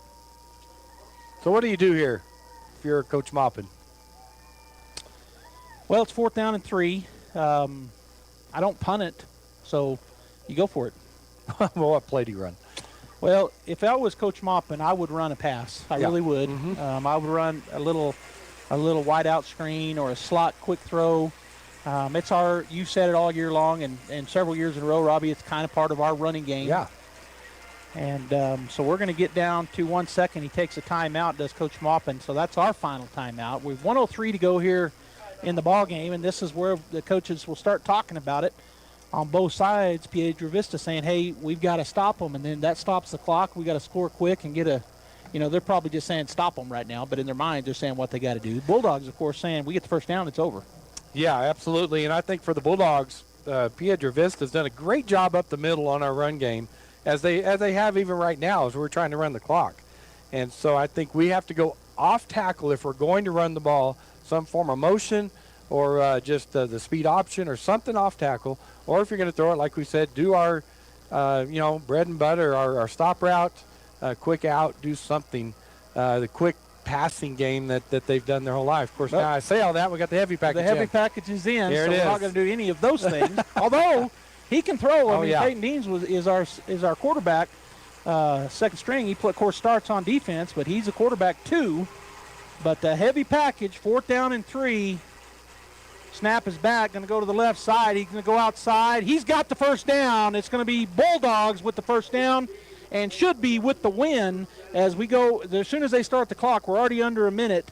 And so we've got to run one play, and barring a fumble, the Bulldogs are going to be your 2022 state champs for Class 5A. That's going to be number 31, Robby, and I was reading it, and I've already known this. Since, we have 31, if we get this one, we have 31, and that's all been in playoff action. There's a couple of teams that have more than us, not many, but a lot of theirs were where they were named the state champion in their respective states. We are the number 1 team in the nation with state titles in playoff action. So let me go back to that. It's got to feel good. Wesson and Calderon, the defensive guys, threw the 2 key blocks that sprung Deans to get that first down and seal this game. We take a delay of game. That'll back us up 5 yards. And now we'll just run we'll run one play. That's going to be the ball game. 26.7 seconds to go. Back us up 5. We're in the victory formation. And now we'll snap it. We just have to snap and kneel. And that will be the ball game. Artesia 27, Piedra Vista 14 right now. Estrada in the shotgun. He's got a man deep behind him in Valenzuela. A couple of running backs to his right. He takes a snap. The Artesia Bulldogs, we are the 2022 state champs. Congratulations to the Bulldogs and the Panthers. Panthers, hard-fought game today. It's closest game we've had in a long time, 27-14. So hats off to them. Great season for them. But to the Artesia Bulldogs, boy, Joby, you and I are Bulldogs. Number 31, this feels really good. Lost the state championship last year, but come right back and win it this year. Congratulations to Coach Moppin and his staff and all those boys. Well, I say 100% agreement. We're going to go ahead and get the post-game show going. We'll come back and talk about it, so stay right here on KSVP Radio, KSVPTV.com, and KSVP on YouTube and Facebook.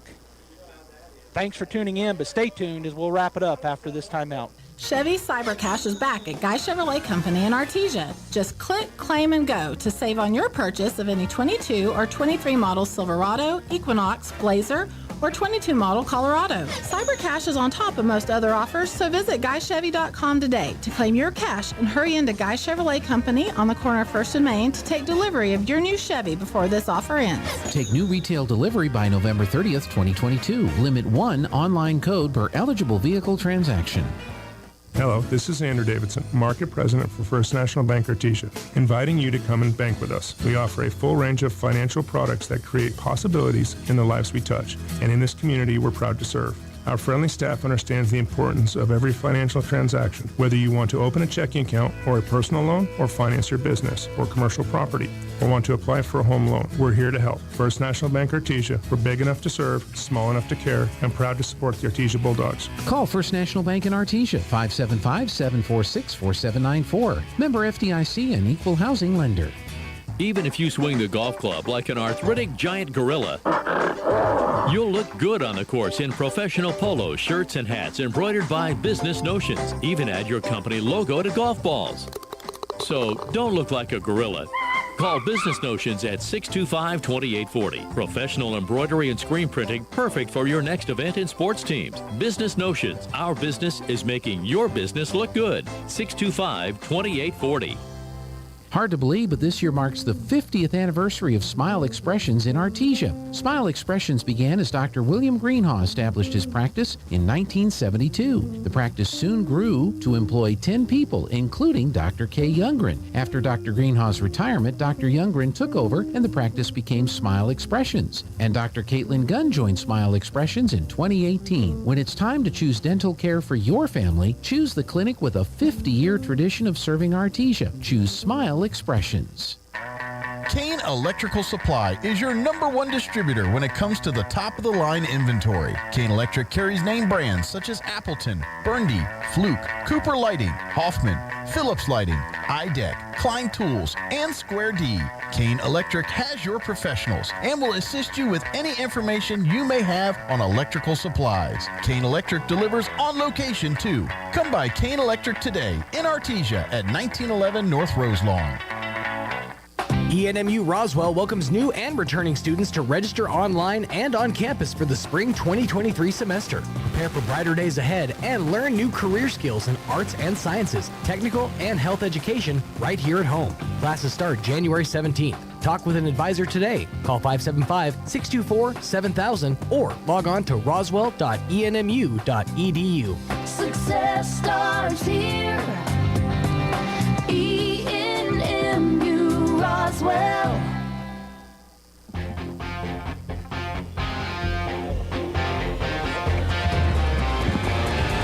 All right, Artesia Bulldog fans, the Artesia Bulldogs just finished the alma mater. We're wrapping it up now. Piedra Vista came over and did the same with their fans. And Robby, it was a hard-fought game, great game by both teams. 27-14, our final score, Bulldogs. Yeah, two of the best in the state in 5A, obviously in the state championship game, come in today. Both teams go down and score on their first drive today, tied up 7-7. And then the Bulldog defense really stiffened up the rest of the first half. We were able to score 21 points in the first half, and they didn't score again, so we went up 21-7 at halftime. And then the Piedra Vista defense, give them credit. They held the Bulldogs to one score. We came out, immediately went down and scored, and then they held us the rest of the half without a score. But the Bulldog defense, again, they bent. They gave up one more score, but initially we win 27-14, and our defense just done a great job because Piedra Vista hadn't hit 14 holding them to 14 is a great job by our defense. And them holding us to 27, a great job by their defense. Yes. I mean, you normally you wouldn't say that, but the Bulldogs have been scoring 50 on most, and so there's a reason why these two teams win the state title, and they showed that this afternoon with a great game. Yeah, really proud of the Bulldogs. Long travel, big travel game for them. 7 hours on a bus, come spend the night, and then keep them focused on the game as they're presenting the runner-up trophy to the Panthers. But Coach is doing a good job. It's not easy. Been there. When you have to travel like that and keep everybody focused and come out in the morning and get ready for a game, tough to do, but good job for the Bulldog coaches to keep the players ready to play. So they're going to take a quick picture with the Piedra Vista Panthers with the second-place trophy, the red trophy, and then they'll go over and gather up the Bulldogs and hand them their trophy once the PV Panthers have done their picture. Coach Maupin backing the boys up, saying, let's wait. We're going to wait until they present to us. They don't want to get in their picture. Right. And so PV lines up there between the 45 and 50 with the red, and they'll get their picture first. And again, congratulations to them on a great season. They came into this ball game 11-1. Only loss was to somebody in our district, the Roswell Coyotes, the first time during the regular season, and then come back and beat the Coyotes last week at the Wool Bowl to get to this title game, in a hard-fought game down there. 13-7, I believe, was the final score. So a very defensive game down there. And then fall to the Artesia Bulldogs, 27-14. And so now the trophy will be presented to the Bulldogs as the coaching staff all hugging each other down there for the Bulldogs. And, they have a lot of traditions, do the Bulldog coaching staff, and that's one of them. They hug after the game. They hug before the game. They do some things that they do consistently.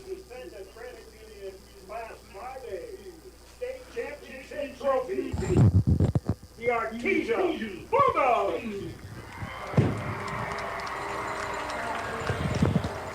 All right, I tried to get it where you could hear some of that from the PA and public address announcer here.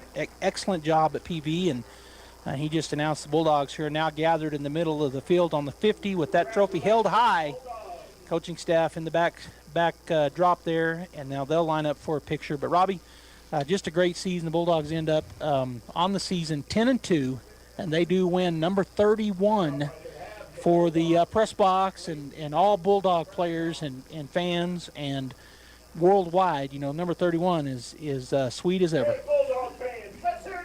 Go ahead. Keep talking. So the Bulldog fans are being asked by the PA, hey, you hear it for your team, and they're cheering, and the Bulldog players are out there gathered around the trophy and the state championship banner and the brackets, which is standard for the state championship team to get to do that. Coaching staff in the picture as well. And looks like you, Robby, are going to get a picture of it from up here. Just a great season for Artesia as they battled some adversity early on. We had a lot of turnover issues, it seemed like. We had 6 or 7 against Hobbs.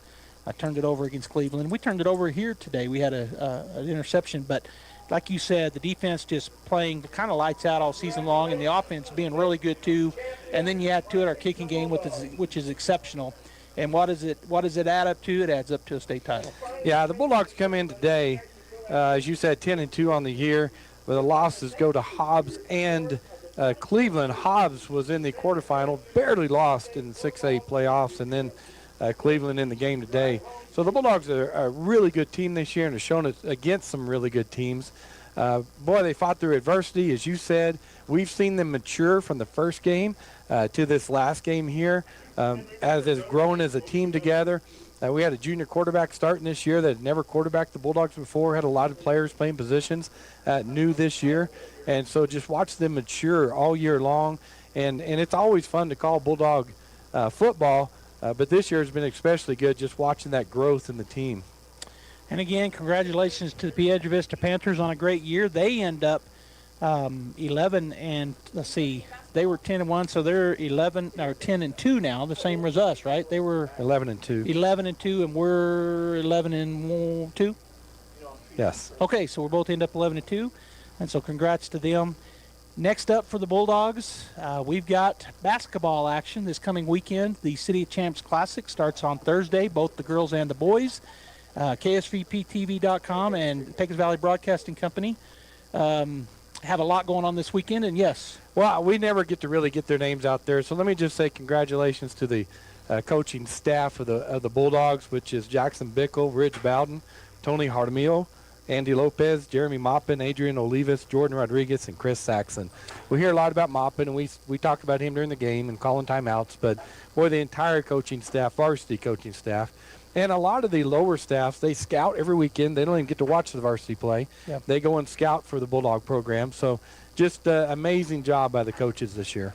And be led by Coach Cooper Henry. I still call him Coach. He's our AD. He was the AD when he was head coach, and now he's the AD that kind of manages all the programs for the Bulldogs, and of course he recognition for him too. All right, so on behalf of everybody, let me finish up. So Pecos Valley Broadcasting Company, KSVP Radio, and KSVPTV.com. We're going to have Bulldog basketball. The City of Champs Classic. The girls have already played one game. They got the win in Santee. The boys don't ever get to play till after the state championship, so because it seems like we get to go there a lot year over year. And so they get their first action this coming Thursday. Thursday morning at 10 is the buyout game. The girls get it this year, so they play at 10 a.m. And then the boys will have the late game Thursday evening. Then the girls and the boys, regardless of where they fall in the bracket, will play Friday night and Saturday night, hopefully both of them Saturday night in the championship game. We also have the junior college bowl game at the Wool Bowl, as New Mexico Military Institute will be playing. That is on Friday night.